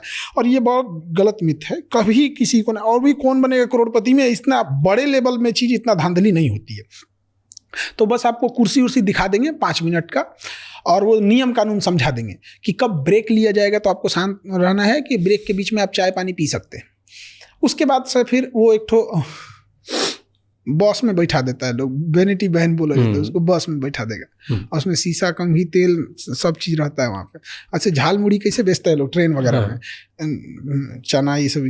वैसे मेकअप वाला सामान लेके आया था एक टू सर लगा दे, हम कहे ना भैया ये सब मत लगाओ, हमको और खराब लगने लगे। तो जिसको लगाना है वो लगा लिया अपना यहाँ पे। और उसके बाद से फिर नॉर्मल सा वो शर्ट पहन के आए, तो कहे कि सर ये तो शर्ट ठीक नहीं है आपका। कौन बनेगा करोड़पति में कोई आता है तो बड़ा सोच समझ के आता है कि मैं यहाँ जा रहा हूँ, ऐसा कपड़ा पहनूंगा वैसे। हाँ, बात उनका भी सही था। हम क्लास लिए और रक्षाबंधन था, राखी बंधवाएं, और शाम 6 बजते बजते राखी कंप्लीट हुआ, और रात 9 बजे की फ्लाइट पकड़ के मुंबई आ गए। अगले दिन शूट हो गया। तो हम तो जल्दबाजी में आए थे, हम क्या यार जो कपड़ा है इसी पे खींच दो ना यार, कौन मार हमको शकल देख के यहाँ बुलाया। शकल देख के बुलाना रहता तो कभी ना बुलाता। उन लोग को तो यहाँ खुद हीरो हीरोइन की कमी है थोड़ी। फिर वैनिटी वैन में रहते हैं, फिर अमिताभ बच्चन साहब आते हैं। वैनिटी वैन में आते हैं? नहीं, वैन में नहीं, उनका वो पीछे एक स्टूडियो रहता है पर्दे के पीछे, तो वहाँ वो 2 मिनट के लिए सबसे मिलते हैं कि आज हम लोग का वो शो है तो चलते हैं हम लोग। फिर बैठते हैं, क्वेश्चन चालू हो जाता है। हम लोग के लिए बहुत नया क्या था ना कि वो जिस स्टेज पे बैठते हैं ना उसके भी नीचे लाइट लगी होती है, और वो लाइट एक जगह वो ऐसे घूमते रहती है, ऐसे ऐसे ऐसे, सामने भी ऐसे ऐसे घूमते रहता है, और इधर से म्यूजिक निकलते रहता है, और सामने क्वेश्चन है, और क्वेश्चन पूछने वाला कौन है? अमिताभ बच्चन। एक रेस्पेक्ट की फीलिंग आती है कि हम तो देखते रह गए उनको, कोई क्वेश्चन बाद में जाएंगे हम देखेंगे बाप रे बाप।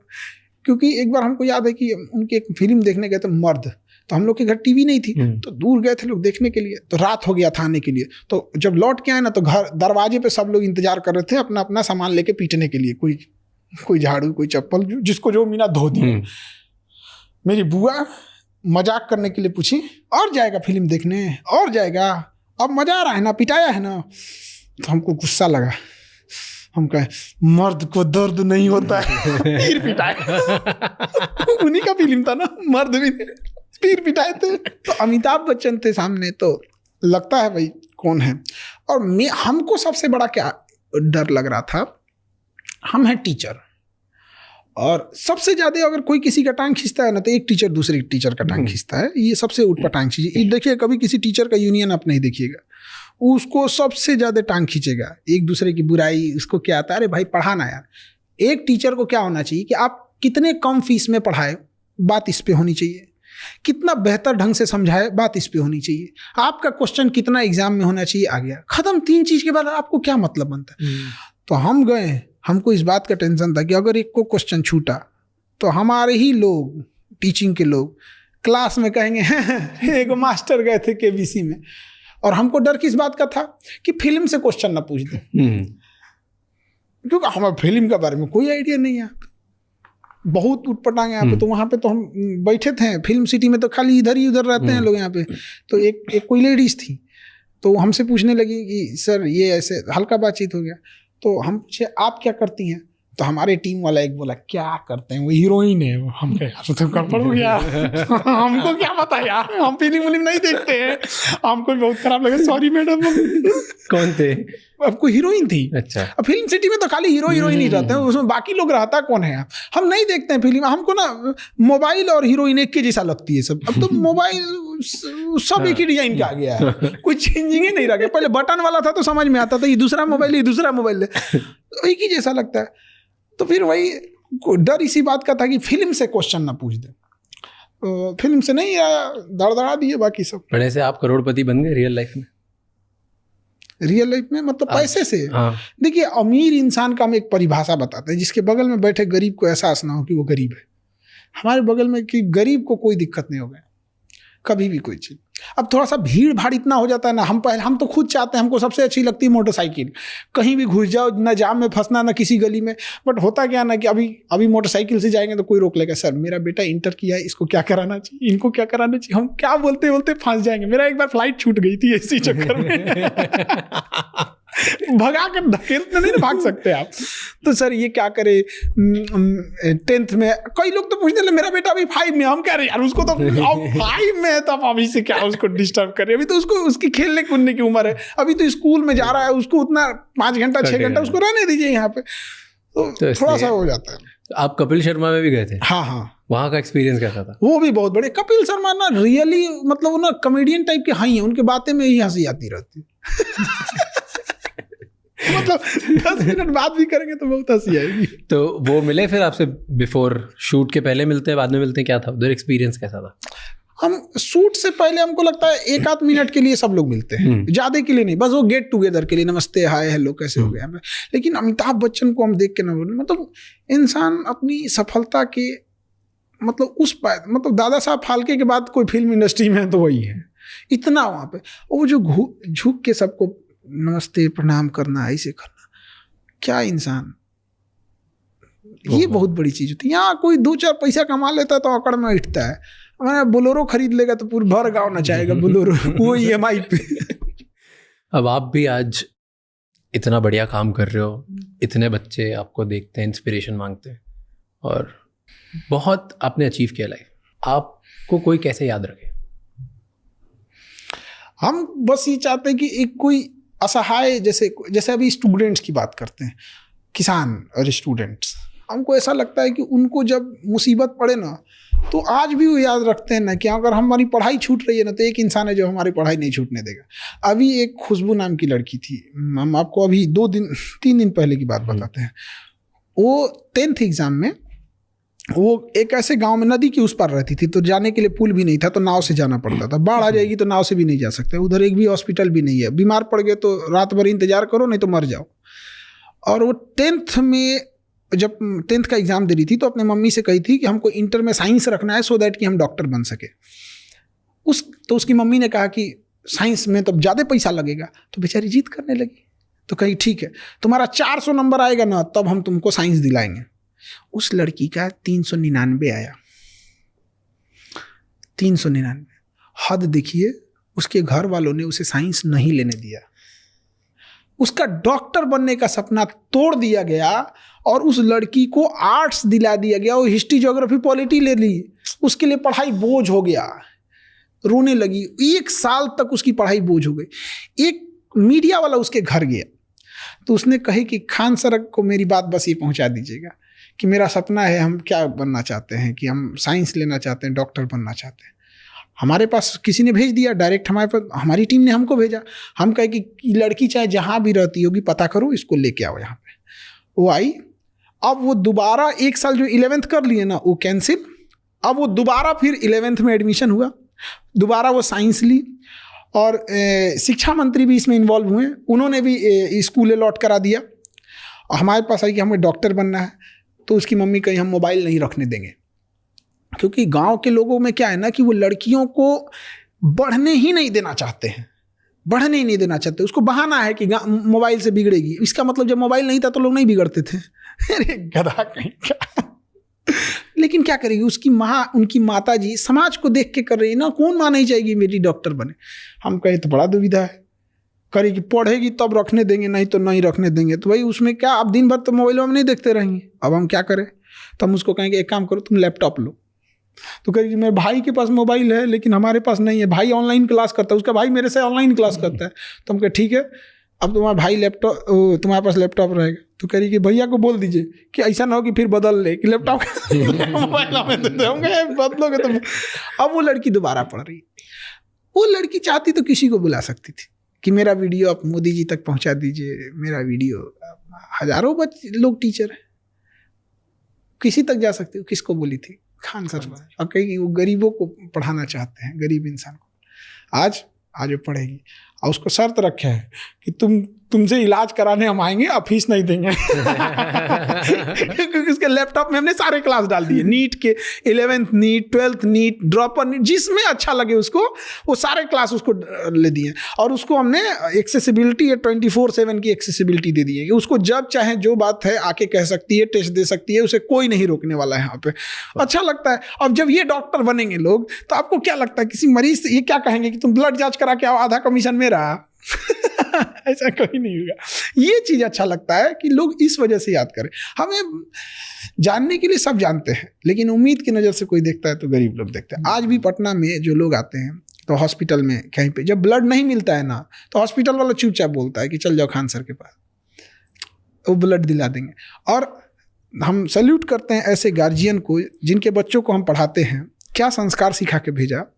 हम बोलते हैं कि बाबू ये आदमी है, इन्हें ब्लड चाहिए। अभी 2 दिन पहले 1 साल 2 साल की किसी की बेटी थी, उसका ऑपरेशन होना था, तो वो निगेटिव ब्लड चाहिए। निगेटिव बड़ा मुश्किल से मिलता है, किसी के पास है, कोई ना कोई उसमें मिल जाएगा, क्योंकि हजारों बच्चे होते हैं।